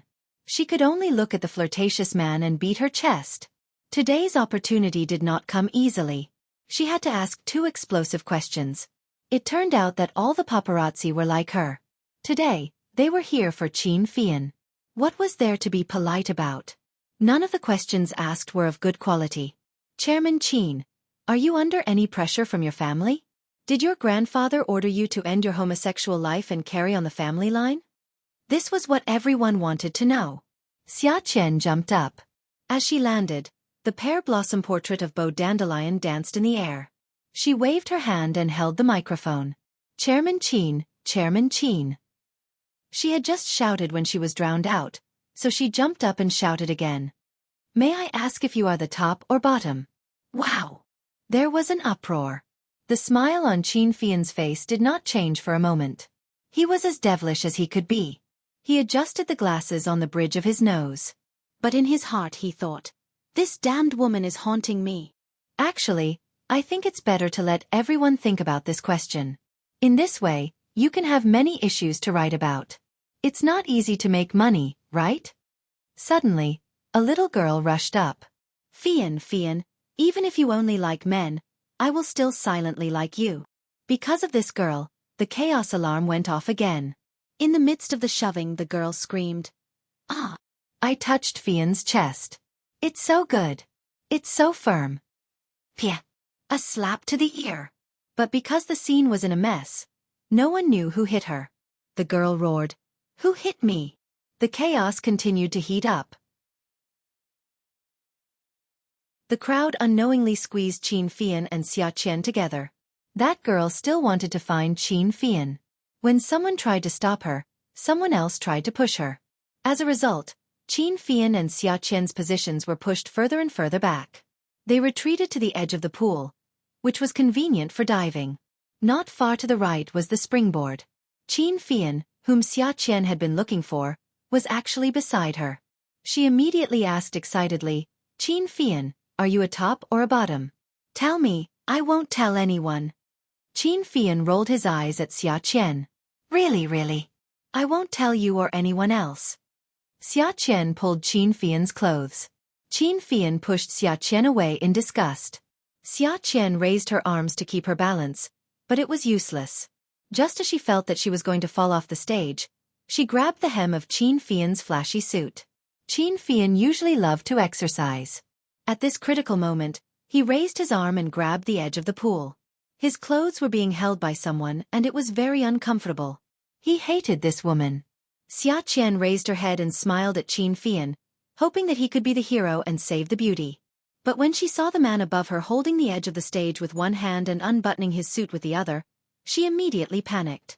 What did this man mean? Did he think that she was too heavy? He wanted to throw her down. Hey! Qin Fian, aren't you going to be the hero and save the beauty? Qin Fian sneered at the beauty. You're beautiful? With your body that's like a concrete slab? Xia Qian was stunned. This damn man, how dare he insult her? Qin Fian's arm strength was excellent, at least Xia Qian thought so. If anyone else had slipped, they would have fallen off the stage. But it was too noisy on the stage.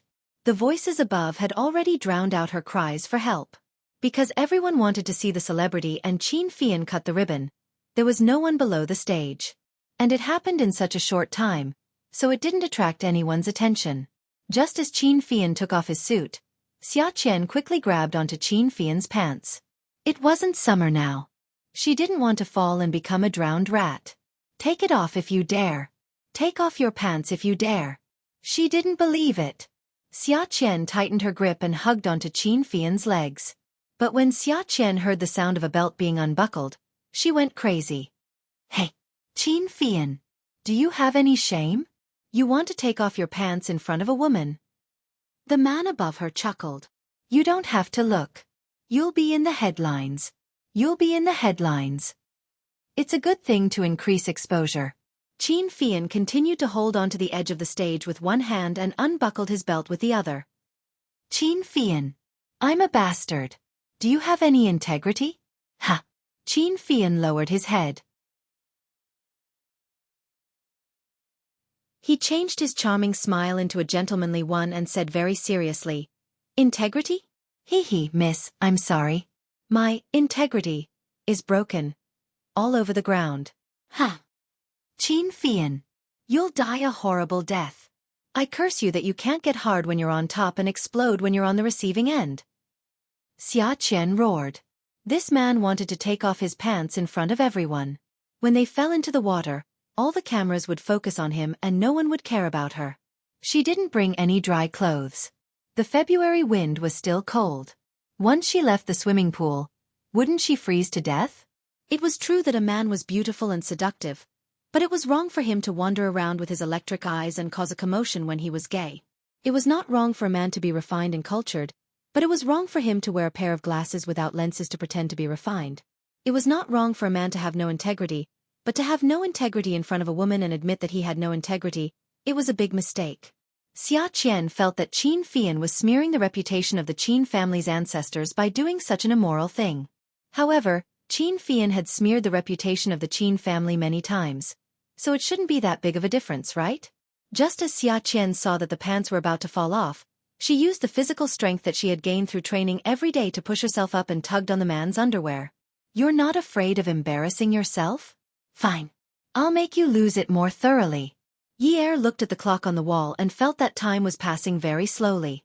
She remembered that Qin Fian said that there was a press conference at the provincial swimming pool. She might as well go and look for him herself. That way she could save some time.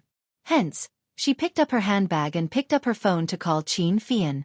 No one answered, so she sent a message. "Fian, I'm going to look for you now. When you receive this message, wait for me over there. That way we can save some time. Wait for me. Come and see." Xinwu 799.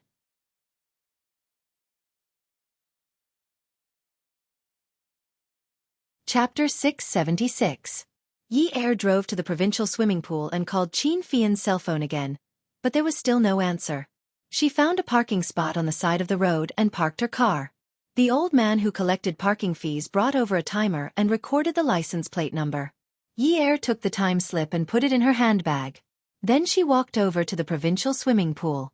At this time, the noise by the pool under the high platform of the swimming pool was still going on. It didn't take Yi much effort to find Qin Fian. As long as she asked a little, she would know what had happened just now. The general story was that Qin Fian was molested by a young reporter named Xiaofan, who tried to take his underwear. In the process, Qin Fian refused to comply to protect his innocence, and in the end, both of them fell into the water. When Yi heard this version of the story, the corner of her mouth twitched. Although she didn't quite believe it, when she thought about how Xiaofan had kissed Qin Fian and touched his chest while eating stinky tofu, she didn't think it was strange or suspicious. Anyway, with Xiaofan's brain, it wasn't like she wouldn't do something like that. But the news of Qin Fian falling into the water to escape from a molester was definitely more entertaining than the news of a diving queen jumping into the water. She really didn't know if this guy did it on purpose or not. However, Qin Fian never had any moral integrity when doing things. He didn't care whether he was from a big family or not. As long as he didn't blatantly kill people and steal their goods, he would do anything shameful. But there was one thing that others could never compare with him. That was, even though he did shameful things, he didn't feel shameful at all. Over time, people also felt that those shameful things that others did were not shameful when they were done by him. Wasn't this a different fate for everyone? Wasn't this a double standard? Yi arrived at the pool just in time to see the two of them being fished out of the water. Qin Fian originally wanted to mess with Xiaofan, but because of Yi's timely arrival, he couldn't do it. So when Yi called Xiaoye to ask her to send some clothes to Xiaofan, Qin Fian could only grit his teeth and bear with it. Many reporters wanted to take a picture of Qin Fian in his underwear, but the victim, who was wrapped in a large scarf as soon as he came ashore, only gave the crowd a tolerant smile. The press conference will be postponed for 15 minutes. Sorry, although I am the victim, I hope everyone will not pursue the matter too much. I think she was just impulsive. Xiaofan spat out the blood and wiped the water stains on her face. It was unclear whether she was trembling from anger or cold. She raised her hand and pointed at Qin Fian. "Qin Fian, what nonsense are you talking about? It's clearly you." You're shameless. He didn't save her. Shameless. I'm shameless? What? Heh, I'm shameless? Did I do that to you? Shall I undress you and take off your pants? Qin Fian's face showed an unreasonable expression as if he couldn't bear it anymore, accompanied by a cold sneer. How dare you? You're saying I'm shameless? You're fully dressed, and you're saying I'm shameless? Everyone in Haiqing knows I'm not interested in women, and you're saying I'm shameless to you? Is there any justice in this society? Countless pairs of eyes expressed sympathy for Qin Fian's tragic experience, and expressed disdain for Xia Qian's filthy behavior. Qin Fian, you've gone too far. Xia Qian brushed away the wet hair stuck to her face and pushed away Qin Fian's assistant, who was supporting Qin Fian. Splash! Qin Fian fell into the water again. This time, Xia Qian jumped into the water faster than the rescuers. She pulled away Qin Fian's towel and shouted loudly, Qin Fian's underwear belongs to CK. Sexy little feet and a perky butt. It feels good. The cameras flashed wildly. 2 hours later, Yi Er was driving while Qin Fian was sleeping in the back seat, feeling tired. Yi Er looked at the rearview mirror. Fian? Fian? What? Qin Fian mumbled, sounding a little aggrieved. Yi Er was startled. She also knew that Xia Qian had gone overboard today. Qin Fian had always hated being touched by women. She had only heard about it before, but after they became family, she understood that it was indeed so. Other than his family, Qin Fian kept a distance from women. Today, he was molested by Xia Qian, and she even spoke up for Xia Qian. Qin Fian wanted to take revenge but couldn't. He must have been traumatized. Yi Er listened to Qin Fian's aggrieved voice and felt a little guilty. Fian, Qian is still young. Forgive her. She's a little dumb, don't you know that? Why are you mentioning her? Qin Fian was originally leaning his long body towards the driver's seat. At this moment, he turned around angrily and faced the back seat. If you mention her again, I'll tell you to stop the car immediately. I want to go back and skin her alive. Okay, young Master Yen. Ancestor, I won't mention her anymore, okay? Why are you so angry? Yi Er really didn't want to mention her anymore. Qin Fian didn't have much time to be angry, so it was better not to provoke him. Humph. Qin Fian had already changed out of his clothes. He didn't look as flashy as he did in the morning. At this moment, he was wearing a black suit and trousers, which perfectly reflected his mood. He touched his empty wrist. He had given the watch to his secretary to absorb water again. This time, it got wet again. He really wanted to chop that wretched woman up. This time, the watch got wet again. He didn't know if it could be repaired properly this time.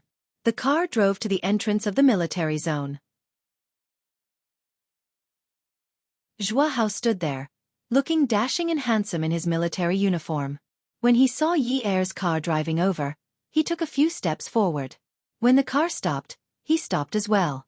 Yi Er rolled down the car window. Zhua Hao passed the bag in his hand to Yi Er and bent over. Sister-in-law, this is the specific information about the diamond. The quality and cutting quality are all of the best quality. It's much more expensive than the average diamond. I'm afraid that the average jeweler wouldn't order this kind of product. Even the big jewelers wouldn't have it on hand at all times. If this kind of diamond isn't readily available in Haiqing, it would take a long time to order. Based on the time if this diamond... Howsy, let's talk in the car. Yi Er supported her chin and gestured for Zhua Hao to sit in the front passenger seat. Her grandfather said that she could ask her family to cooperate with her.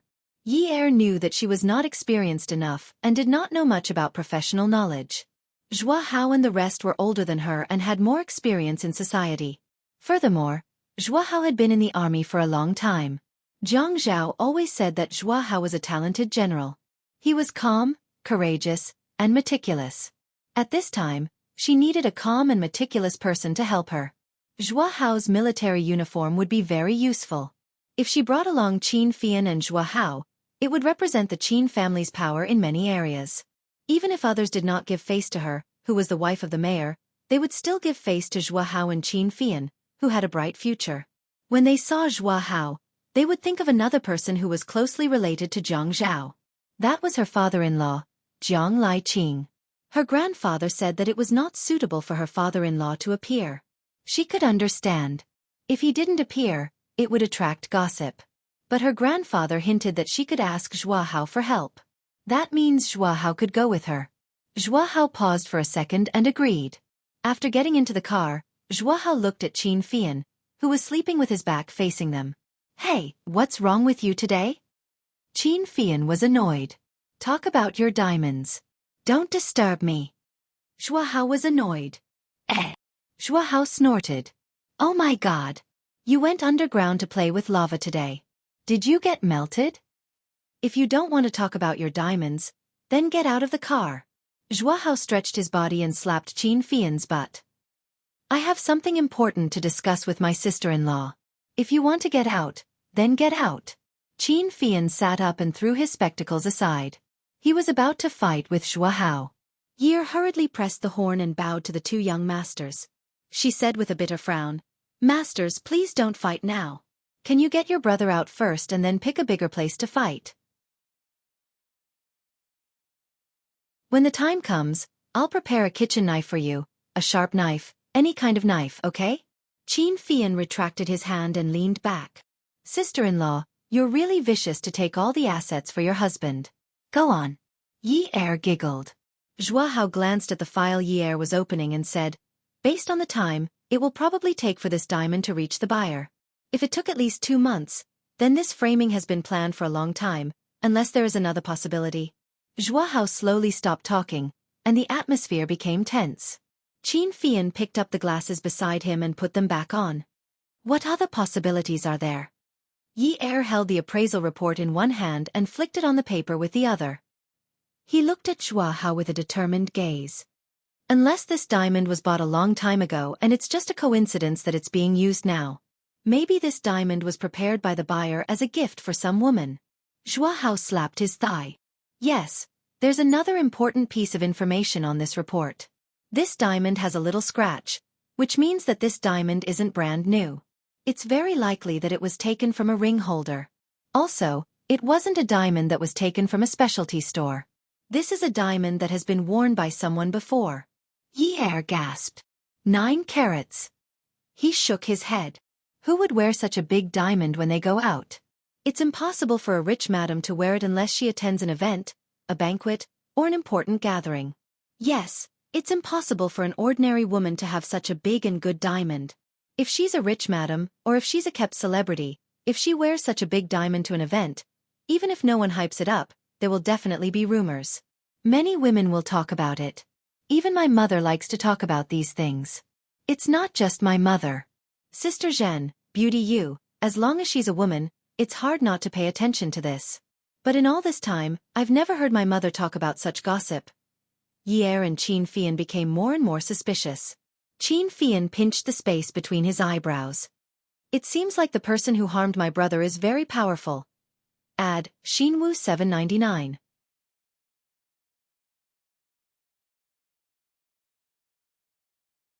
Chapter 677.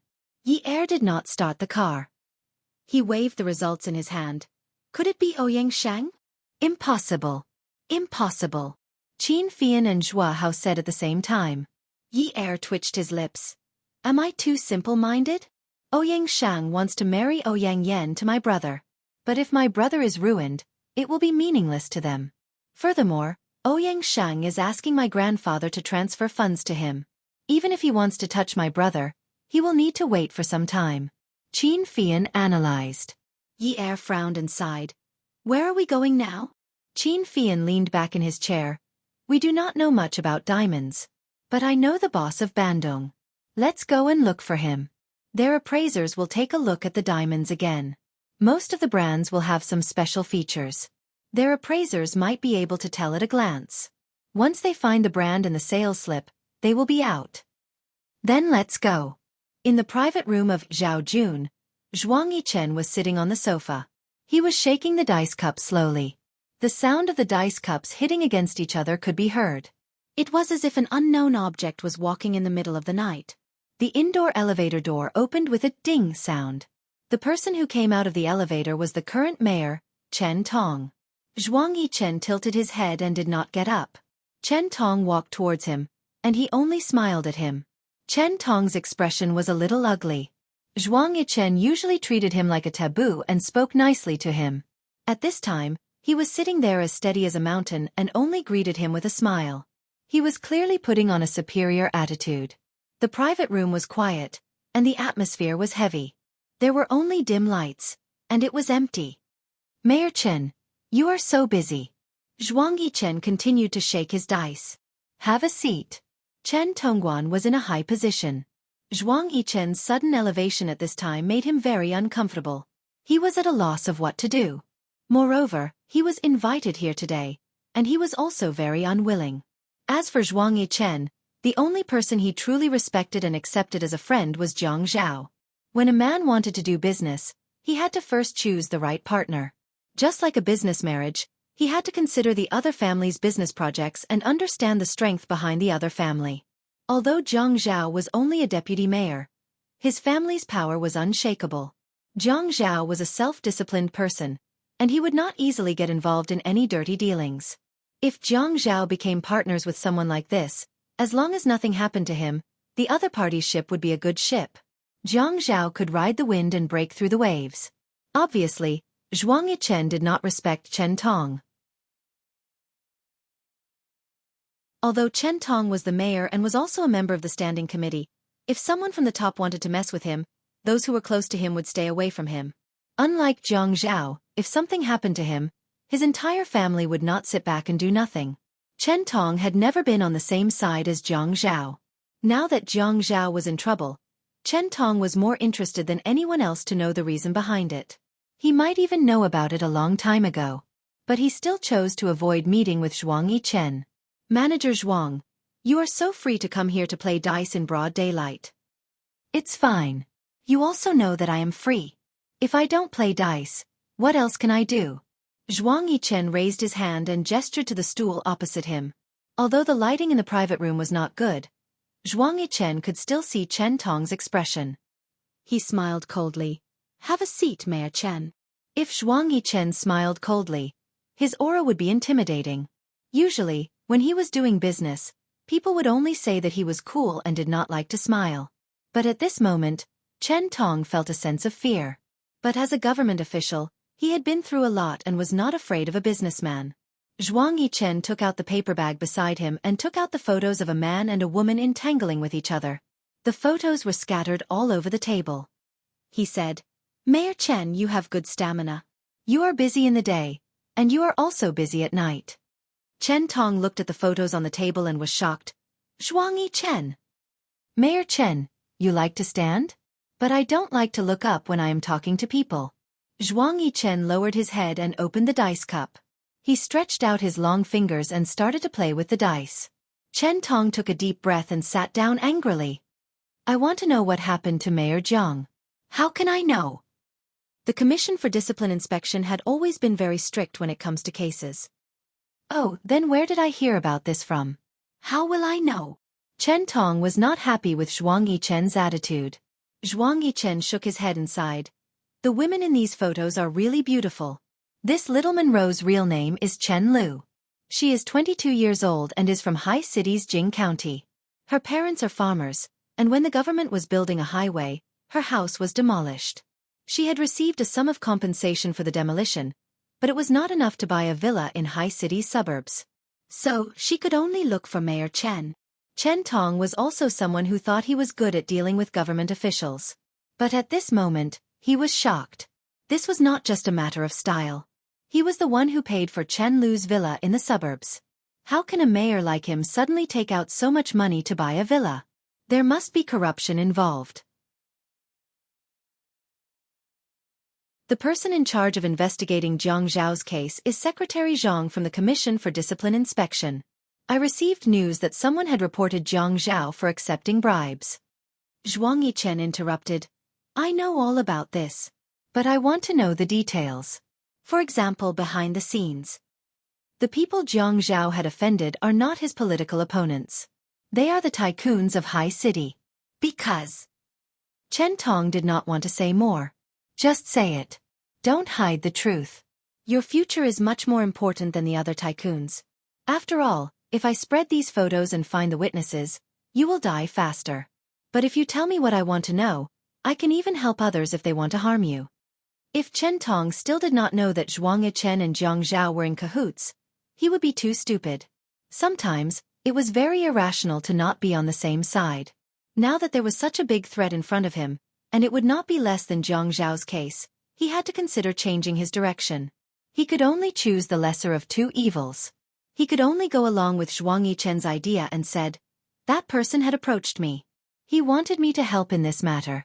It would be best if Jiang Zhao could not get out of trouble. If Jiang Zhao could not get out of trouble, it would be good for me." Zhuang Yichen smiled and looked at Chen Tong. "I am not interested in how you are going to deal with Jiang Zhao. I just want to know which tycoon is behind this." "This." Chen Tong swallowed his saliva. "I can't say." "Did you receive benefits?" "No." Zhuang Yichen laughed loudly. "Haha, it's normal to receive benefits. In this economic society, receiving benefits is also to make things easier. I have never rejected receiving benefits and giving benefits." Zhuang Yichen paused and looked at Chen Tong with a meaningful smile. Chen Tong licked his lips. If he still dares to accept benefits from Zhuang Yichen, then he would be an idiot. This person was the type of person who would swallow people whole. If he was not confident, he would not threaten him so confidently. Zhuang Yichen said, "Mayor Chen, in our society, there are no eternal friends or eternal enemies. That tycoon might be your friend yesterday, but after a while, he will become your enemy. Do you think the Jiang and Qin families are pushovers?" It was fine if the truth could not be uncovered. But it was impossible for the truth to not be uncovered. The girl who gave Mrs. Jiang the gift was Zheng Ling. She was Mrs. Jiang's classmate, and Mrs. Jiang had helped her a lot. It was easy for people to do stupid things when they are confused. But what if she regrets her actions one day and confesses? What will happen to the grasshopper on the rope? If Mayor Chen does not get rid of this rope as soon as possible, the Jiang and Qin families might throw this rope into the fire and burn it to ashes. What should we do then? Chen Tong's line of reasoning was broken by Zhuang Yichen, but he still stood his ground. As a government official, how can he achieve great things if he gives in when he is threatened? Also, if that family was exposed, he would also be exposed. There are too many implications. Zhuang Yichen nodded in agreement. Mayor Chen was right. But the Qin family was the most powerful family in Haiqing, and no one knew which family had the guts to do this. Everyone knew that Old Master Qin doted on his grandson as if he was his direct grandson. Old Master Qin had publicly announced that other than his direct grandson, his other two grandsons would also get to enjoy his inheritance. Think about it, which wealthy family in Haiqing would treat their grandsons as if they were their direct grandsons? Jiang Zhao and Zhua Hao are exceptions. I am afraid that Jiang Zhao had suffered a lot this time. But he is not afraid of suffering. The Jiang family has always been strict, and he has been suffering since he was young. But I am afraid that the Jiang and Qin families will not be willing to accept this injustice. Haha, now I am very interested to see which wealthy family Mayor Chen is relying on. How are they going to fight with the Jiang and Qin families? A wealthy family with such a big red door. In the entire eastern region, the Jiang and Qin families and the Jiang and Wen families are the most powerful families. In Jiangzhou, no one dares to touch Jiang Zhao, Jiang Feng, and Jiang Ji. Do you think that in Haiqing, there is someone who dares to touch Jiang Zhao? Chen Tong's psychological defense was completely broken. He asked in a deep voice, "How are you going to protect me?" Zhuang Yichen suddenly understood and smiled.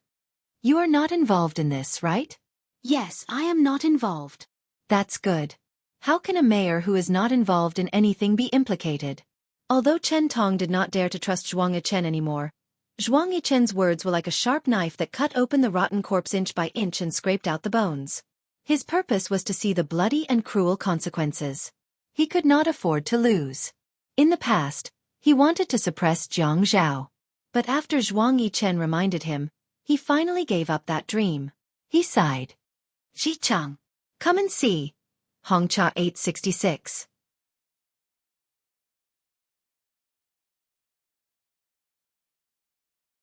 Chapter 678. When Chen Tong left, he didn't get any promises from Zhuang Yichen on how to protect him. He kept twisting and twisting, revealing his weakness. The current situation made him very passive. Qin Fian had just contacted the boss of Bandung when Zhuang Yichen called. Fian, it's me. Yichen. Put the clues on Hu Jinchong. He was the one who started this. Are you sure? Yes, I heard it from Chen Tong. But if you have a more accurate clue, don't miss it. Don't let go of this opportunity. It's best if we can make it happen. Okay. It was time for Jiang Zhao's lunch break. He went back to the break room and lay down to sleep. He didn't have any work or trivial matters for the past 2 days. He quietly thought about some things and sorted them out one by one. Before he was investigated, his father had told him that the photos and rumors with Ouyang Yan were done by Ouyang Shang. Actually, when he heard this news, he wasn't shocked. The reason why he wasn't shocked wasn't because he knew it was done by Ouyang Yan, but because he felt that it was good that it happened. Now that he thought about it, Yi Er had just gotten better and his head was injured, and he went to hold a press conference. At that time, he felt that he was more or less being used. Now that he thought about it, if it wasn't for that, he wouldn't have been able to provoke Yi Er. It was quite good. Now that the two of them had a good relationship, nothing else mattered. Whatever scandals, credit cards, caught in bed, it was all in the past. It was all in the past. But since there was a word to calculate, then just like what he said to Ouyang Shang, calculate it clearly. Calculate it clearly so that it would be easier to collect debts. He thought about many people who had trapped him in the bribery ring. Qin Tong? Ouyang Shang? Even Zhou Li. In his eyes, he had never thought of Zhou Li as a good person. When Yi Er wasn't around, he didn't even want to say the word, Mom. How was that woman worthy of being Yi Er's mother? It was probably because she couldn't get the custody back, so she did it on purpose. However, he wasn't in a hurry. He really wasn't in a hurry. Too many things had happened in the past few months, one after another. Instead of waiting for him to find clues, it was better to wait until he was about to die and see who would pop up. The person who popped up might not necessarily be the one who put him in the trap of bribery, but he would definitely be at odds with him. Sooner or later, he would go against him. When that time came, he would reel in the net together. However, she did not know how Yi Er was doing. She had no way of contacting him. When he calmed down, he really missed her. Jiang Zhao lay on the bed. When he closed his eyes, Yi Er wormed its way into his brain. Inside the CEO's office at Xi Empire, Shi Zhentian was talking to Old Master Jiang on the phone. Old man, why did you come to High City again?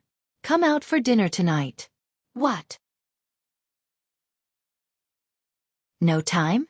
Old fart, you came to see City and didn't even eat with me. You dare to say that you're not free? Do you want to die? Cut the crap.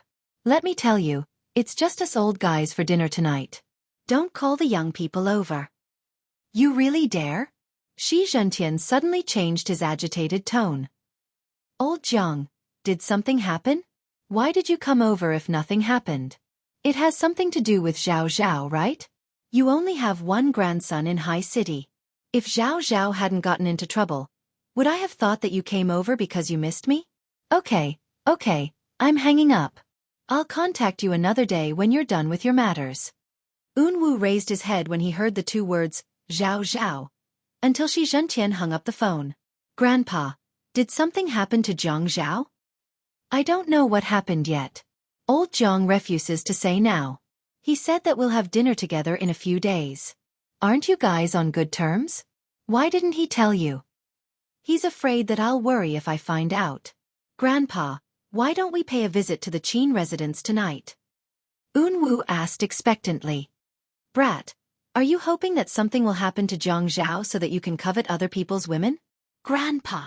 Unwu felt bored. He just yelled and lowered his head to do his work.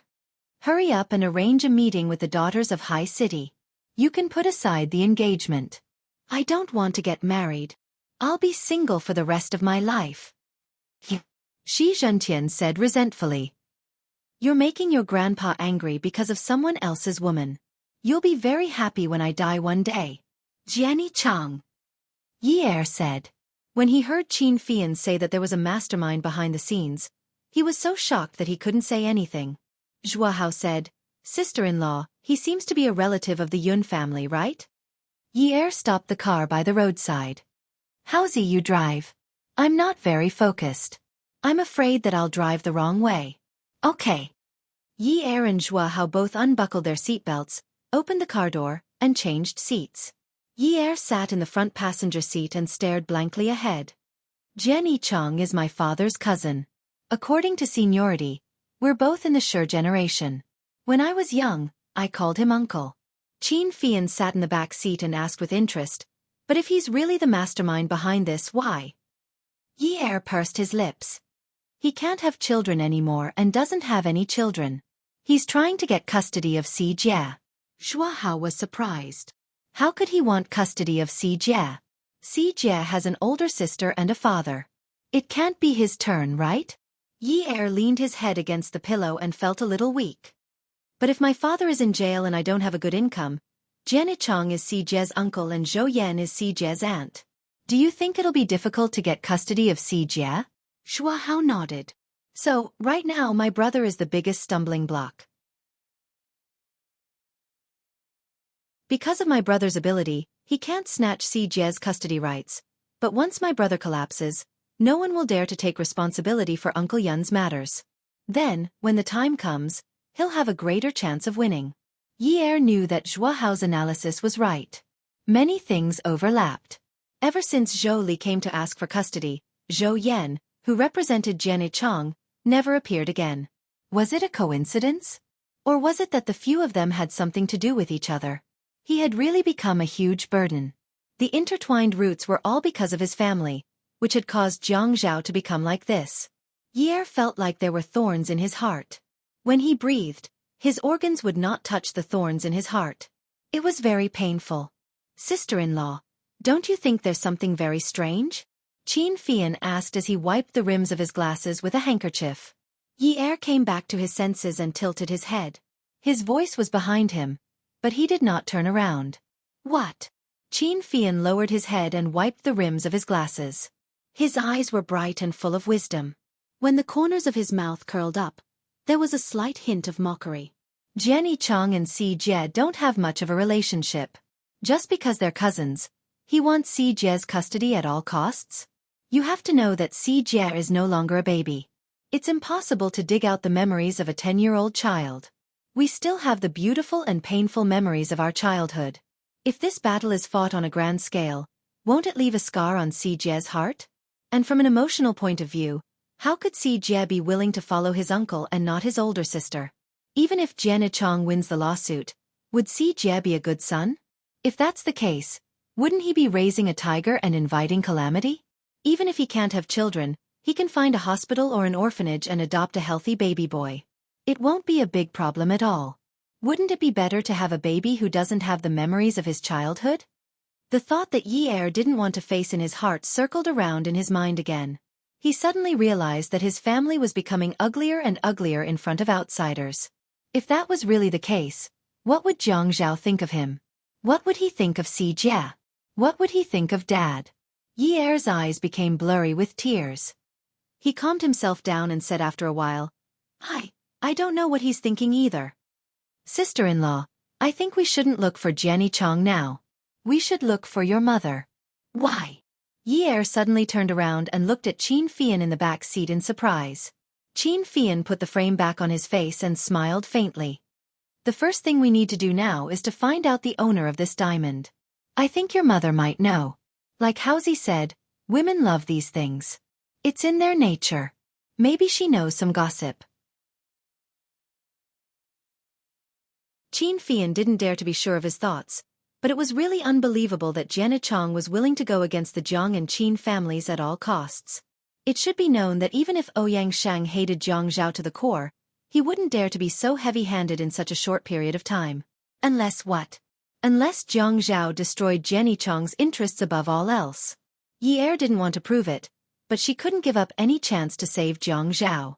For every second she avoided, Jiang Zhao would suffer for another second. At this moment, Yi Er was in pain. Qin Fian wanted to take her to prove a cruel fact, a fact that Si Jie was closely related to Jenny Chong. Maybe it wasn't the truth, she comforted herself. Maybe it was only because they were cousins with a little blood relation that Jenny Chong had that kind of hope. In the tea house, four people sat at a square table. Zhou Li was wearing a pair of big-toed glasses, but it still couldn't cover the bruises on her face. Yi Er deliberately didn't look. Qin Fian was a businessman. He could treat anything he sat down to talk about as business. Some business could be done in a roundabout way, while some business needed to be done directly.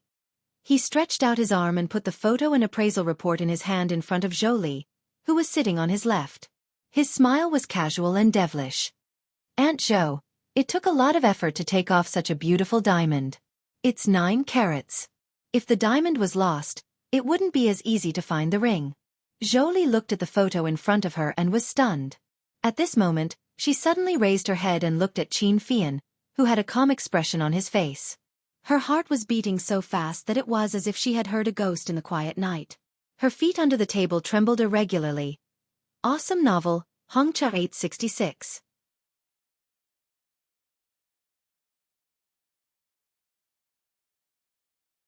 Chapter 679. Although Yi avoided looking at Zhou Li's injury in detail, the tea house was made of wooden floors. Zhou Li's exquisite high heels landed on the floor. Because her feet were trembling nervously, the heels of her shoes bounced lightly on the wooden floor with messy tap-tap-tap-tap sounds. The sound. Yi Er could not help but look over. He saw that Zhou Li's hand was already looking at the photo of the naked diamond. Her lips were trembling non-stop, but she did not speak. Yi Er closed his eyes again and listened to the sound of the gouging strings echoing in the high-end tea house. But all of this was nothing compared to the sound of Zhou Li's heavy breathing that poured into his ears. "I don't know what you mean." Zhou Li threw the photo away as if throwing away a hot potato. "Is that so?" Zhua Hao was wearing an intimidating military uniform. His fingertips were drawing circles on the edge of the cup as he asked leisurely, "Actually, I'm just curious. How could such a high-quality South African large-carat diamond be so neglected? What a pity. The scratches on it can't be cleaned up by going to a store for maintenance. Even if you sell it second-hand, it won't be worth the price it used to be." "What are you talking about? I don't understand at all." Zhou Li stood up. Zhua Hao immediately stood up. His height and the aura of the military uniform scared Zhou Li so much that she took a small step back. She knocked into the chair and immediately fell back down. "You don't understand? You ordered Zheng Ling to send a fruit basket with stolen goods in it. You still say you don't understand? Do you want me to provide you with the history of this diamond from its birth to its end? How nice would it be if you sent 101-carat diamonds? It wouldn't be easy to investigate. Why do you have to send such a large amount and such a high-quality one? Don't you know that the rarer something is, the more valuable it is? Rare and expensive things are always easy to investigate. Do you understand?" Zhou Li was a little woman who had not experienced big things. When faced with threats and provocations, she quickly couldn't stand it. The reason she came out was that Yi Er said that he was willing to talk to her about Si Jie's custody. He said that now that something had happened at home, she would consider letting go of Si Jie's custody. Yuan Shichong was pressing hard. Of course, it would be best if Yi Er was willing to let go of the custody at this time. However, she never expected that he would not come to talk about custody, but to ask about the diamond. She still clearly remembered that Yuan Shichong had taken out the ring that he had given her. In the beginning, he had used a sharp knife to pry it open around the diamond holder. Later, he had even found a pair of sharp pliers to twist the diamond holder. He had been so wild and had even said that she did not deserve his gift. He could have taken it to the shop to get it, but he didn't want to. He destroyed it himself. She knew he was furious with her. All these years, he had never treated her like this. Because of their son's custody, he had quarreled with her time and time again. The matter of framing Jiang Zhao had been decided a long time ago. If they still refused to let go of the custody, it would have to be carried out. Yuan Shichong was a careful person. He knew that it would be difficult to set a trap for Jiang Zhao. However, Yi Er had a good friend called Zheng Ling who quickly found out. Zheng Ling's mother was greedy and snobbish, so she was quickly hooked up with someone and won a lot of money. Later on, even though she lost a lot of money, she kept trying to recoup her losses. She kept borrowing money from loan sharks. In the end, the amount was so large that even if Zheng Ling sold the studio, he would not be able to pay it back. Moreover, Yuan Shichong's motive was not for Zheng Ling's mother to pay the money back, but to use all means to threaten Zheng Ling. If he wanted to keep Zheng Ling's mother intact, Zheng Ling would definitely betray Yi Er. There was only one choice.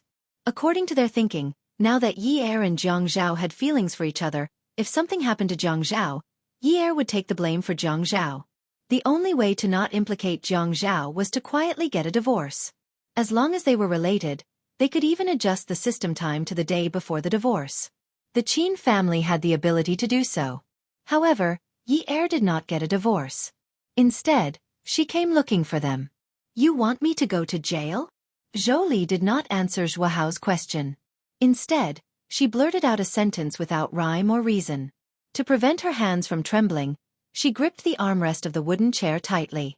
Her sunglasses covered her eyes, but her voice was filled with panic. Are you sending me to jail? Yi Er suddenly opened her eyes. She realized a problem. It was not Si Jie's problem, but if this was really Yuan Shicheng's doing, and if Zhou Li was also involved, and Jiang Zhao returned home safely, then besides Zheng Ling and Yuan Shicheng, Zhou Li would also be in jail. She had once called her by her name. Zhou Li, leave. Don't ever appear in front of me again. At that time, she really did not want to see this woman again. However, she had messed up her life and caused her father to be hospitalized and in a coma. She had a good life, but she did not want to live it. She just had to disturb her father's peace. Not wanting to see her forever did not mean that she wanted to send her to jail. It was fine as long as she lived a good life in another corner of the world. Jiang Zhao had once said angrily that such a mother was not worthy of being a mother. She also knew that such a mother was not worthy. But they had lived together for 17 years since they were young. There were too many memories that she could not let go of. If she could let go of them, she would not have cried so sadly when she said those words to Zhou Li outside her father's emergency room. Zhou Li, I want to know what you used to threaten Zheng Ling. Zhou Li heard Yi Er call her name in front of Zhua Hao and Qin Fian. Zhua Hao was slightly surprised, but Qin Fian did not seem surprised. Zhou Li sat up a little straighter and lowered her head. Her voice was soft and panicked. Her mother owes a huge amount of gambling money. Her photography studio and house have been foreclosed. All of her savings and Lu Cheng's money have been taken away. In order to save her mother's hands and feet, Yi Er bit her lip. No one could hear her crying. They only saw her face covered in tears. She did not speak. When she spoke, she sobbed. As Yi Er bit her lip, she felt that the taste on her tongue was no longer salty. She was angry. Qin Fian pulled out a tissue in a panic. He opened Yi Er's mouth and wiped the blood on her lips for her. Sister-in-law, calm down. Yi Er stood up and stared at Zhou Li, who was sitting down. She smiled sadly. Calm down? How can I calm down? How can there be mothers like you in this world? How can there be mothers like you? If it's not gambling, it's chaos. Why did you give birth to a child? Why did you give birth to a child?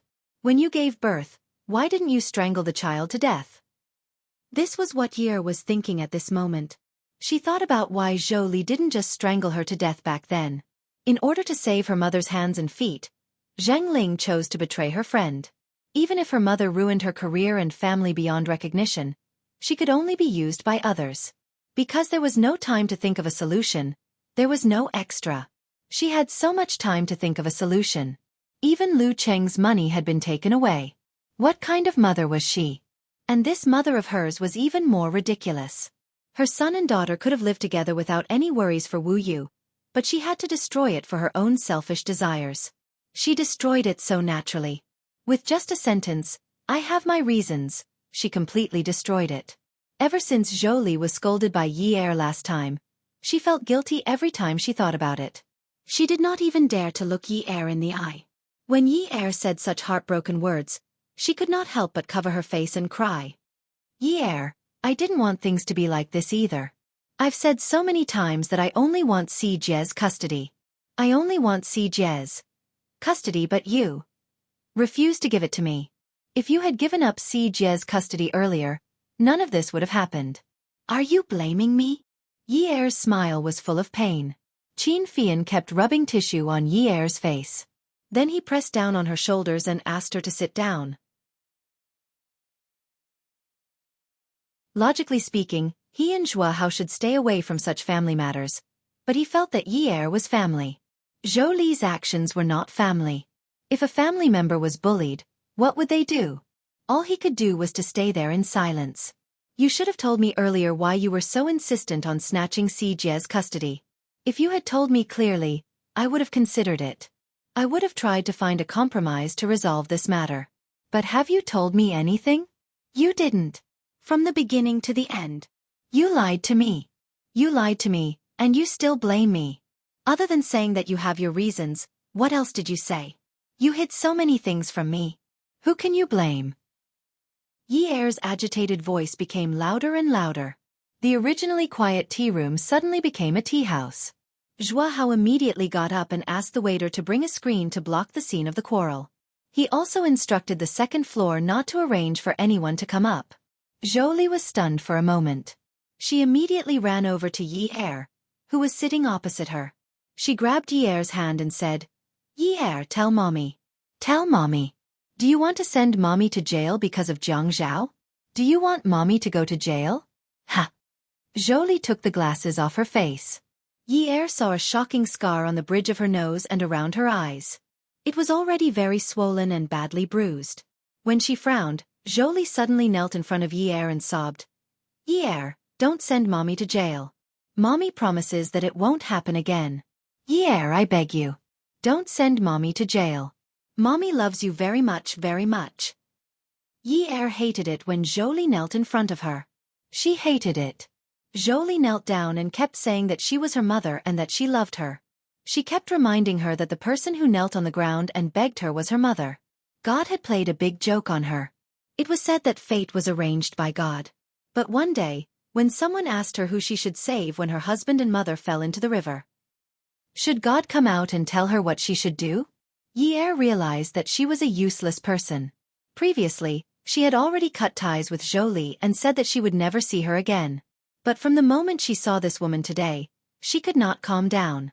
When she found out that she was also involved in Jiang Zhao's case, she hated herself even more for not having an abortion when she was still in her mother's womb. She never wanted to see the sun like this again. She saw her mother kneeling in front of her, crying and begging for mercy. She thought of her husband's unknown situation. At this moment, she was like a person who had walked into a desert. A vulture was circling above her head. Just as she was about to fall, the hunter swooped down and pushed her to the ground. His hook-like mouth pecked down hard. His target was her heart. Then he tore and gnawed.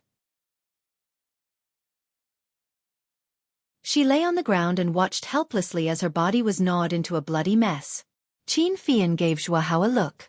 If this was really done by Yuan Shichong and Zhou Li, covering up for Zhou Li would mean covering up for Yuan Shichong. If the mastermind did not come out, Jiang Zhao's case might be cleared. This was a big deal. Welfare, Song Shu 566.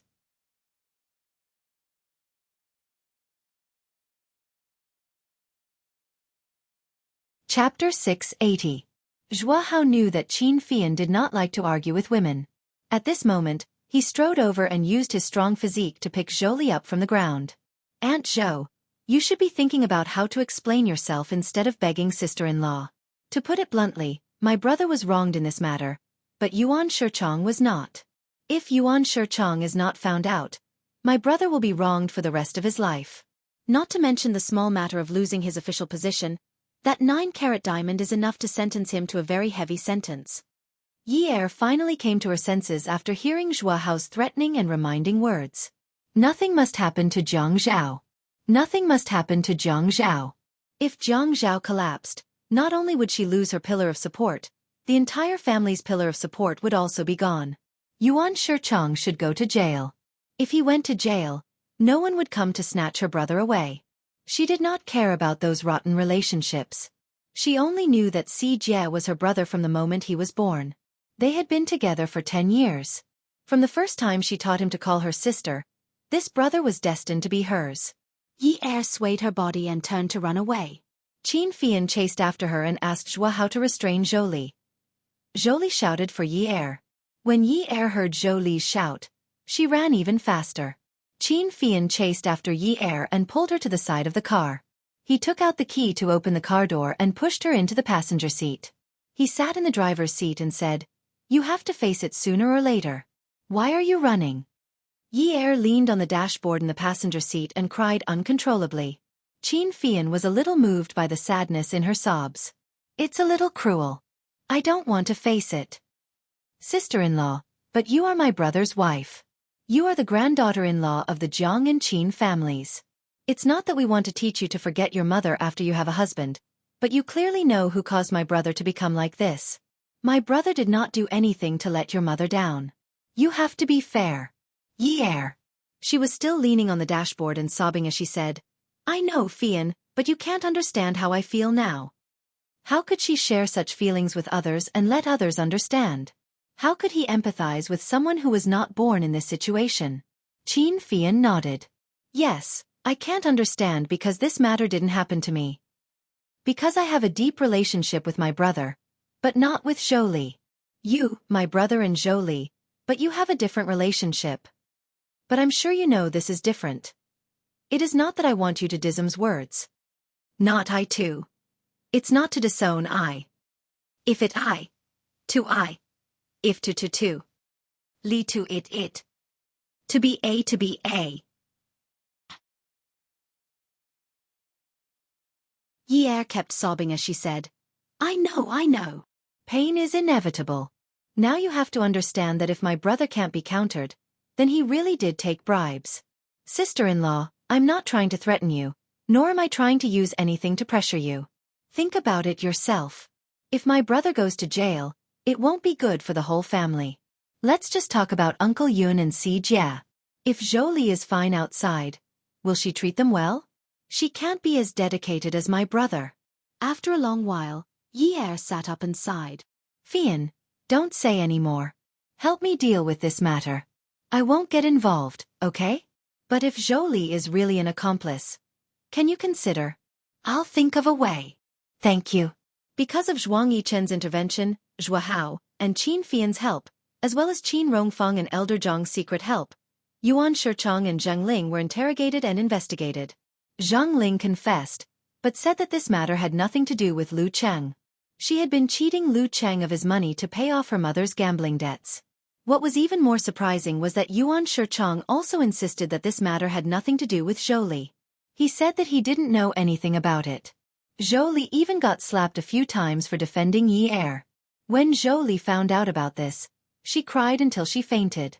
She always thought that Yuan Shicheng hated her and would send her to jail with him. But he took all the blame alone. Qin Fian had promised Yi Er that he would help Zhou Li think of a solution. If Yuan Shicheng took all the blame, then he couldn't be bothered to take care of it. It would save everyone a lot of trouble. Chong Li's concubine. Yuan Shicheng forced Zhang Ling to frame him. His crime was serious and he was sentenced to 20 years in prison. Because Zhang Ling's attitude was good, Yi Er didn't ask for an appeal. The original sentence was 5 years with 1 year of probation. If the Yuan family got involved in other lawsuits, they might have a chance to turn the tables. But the people they provoked were the Jiang and Qin families. They could have been sentenced to only 5 years, but their connections didn't work. Instead, the sentence of 10 years was reduced to 20 years. As for the Yuan family, once Yuan Shicheng fell, they would basically fall. Many companies would have loans, and the Yuan family was no exception. Zhou Yan wanted to turn the tables, but she was being pushed to her death step by step. She couldn't do anything, and there was no way out. Soon, the bank came knocking on their door. At this time, all the shareholders who were related to them wanted to get a share of the profits. Soon, the Yuan family fell into chaos. The assets were quickly seized and auctioned off by the bank. 9 days. This was a record for the speed of the fall of a wealthy family in Haiqing. And the person who secretly pushed this record was Jiang Zhao. Jiang Zhao had just been cleared of suspicion, so it was normal. On the day of work, he arranged for people from the Industry and Commerce Bureau and the Tax Bureau to conduct a large-scale investigation of the Yuan family. The newspapers quickly reported the suspicious accounts of the Yuan family every day. They pointed out that the Yuan family had always been suspected of falsifying accounts to deceive shareholders. They also exaggerated the news of Yuan Shicheng's imprisonment. The share price fell very quickly. Even if the market opened high and high, the Yuan family shares were still lying on the floor, motionless. Jiang Zhao felt that he wasn't despicable. At least the methods he used were open and above board. He only dug out the Yuan family's internal affairs for everyone to see. He went through the proper channels and wasn't as despicable as Yuan Shichong. Moreover, if he didn't do this, his grandfather and grandfather would have taken action. The whole thing had been tacitly approved by the two elders in his family. He was also doing this for the sake of the two elders' physical and mental health. He didn't want them to tire themselves when they took action. He was being filial. A wealthy family was suddenly burdened with debt. However, yesterday's prosperity was gone, leaving behind a desolate land. Zhou Yan had always known about the relationship between Zhou Li and Yuan Shichong, but she had never exposed it. Yuan Shichong was too domineering. Back then, it was because Zhou Li married Yun Hongwei that he married her in a fit of anger. She knew that there was no love in this marriage, but she still swallowed her anger and loved that man. Now that there was nothing left, and the man was gone, all the resentment and anger in her heart accumulated. It all came to Zhou Li. The family's assets were seized. Zhou Yan was like Yi back then, renting a house outside. However, Zhou Li's house was still there. It was bought by Yuan Shichong back then, and it was under Zhou Li's name. The more Zhou Yan thought about it, the angrier she became. That D*Ned man protected Zhou Li until the end and always left a way out for Zhou Li. She couldn't take it lying down. After Zhou Yan found Zhou Li's house, she pressed the doorbell. When Zhou Li opened the door, Zhou Yan rushed into the house with a pair of large scissors. Zhou Li looked at Zhou Yan's scissors and was so scared that she kept hiding. "What are you doing? What are you doing?" Zhou Yan rushed to Zhou Li's bedroom with the scissors. She pulled open the wardrobe and cut randomly. Zhou Li rushed over to stop her, but Zhou Yan picked up the scissors and wanted to stab her fiercely. Zhou Li's arm was cut open, and when she saw the scissors flying towards her again, she didn't dare to move forward. In an instant, the bedroom was filled with shredded clothes. Zhou Li shouted, "Stop cutting! Stop cutting! Stop cutting? These things were bought by Yuan Shichong for you, right? Don't you know about the couple's joint assets? I'm cutting these things now because I have the right to do so. Half of the money he spent on you is mine." Zhou Yan thought of something after cutting the clothes. She ran to the shoe-changing area at the door and pulled open the shoe cabinet. She didn't let go of any boots or sandals. In the end, not a single pair could be worn outside. Seeing that Zhou Li was too timid to stop her, Zhou Yan stood up and laughed. "You woman, I'll see what you'll do if you don't have good clothes and shoes to wear in the future." Zhou Yan was getting weirder and weirder. She held the scissors and slowly walked towards Zhou Li. Zhou Li timidly retreated. They were sisters, but they didn't look alike at all. One was more dignified, while the other was more beautiful. Zhou Yan wasn't beautiful, the beautiful one was Zhou Li. Zhou Li's personality didn't have Zhou Yan's arrogance. She was even a little timid. Women were gentle and made people want to protect them. Zhou Yan pressed on, and Zhou Li retreated in panic. Their expressions were completely different. Zhou Yan revealed her ferocious side. Zhou Li's legs went weak and she fell to the ground. Zhou Yan rushed over and rode on Zhou Li. She pressed her down and used the scissors in her hand to force Zhou Li's face. Zhou Li shook her head but couldn't break free. "Let go of me! Let go of me!" When the scissors made a cut on Zhou Li's white face, Zhou Li screamed in pain. "Ah! My face, my face! Ah! My face!" Zhou Yan looked at the blood on Zhou Li's face and laughed. "I told you to use this foxy face to seduce men. Haha, I'll see how you'll seduce men in the future. Haha, you won't have good clothes to wear. You won't have good shoes to wear. Haha, no man will want you. Haha, come and see." Song Shu 566. You're tuning in to the Xiaofan's Wuxia Tales YouTube channel. Don't forget to subscribe and join us on this journey to catch the most captivating stories.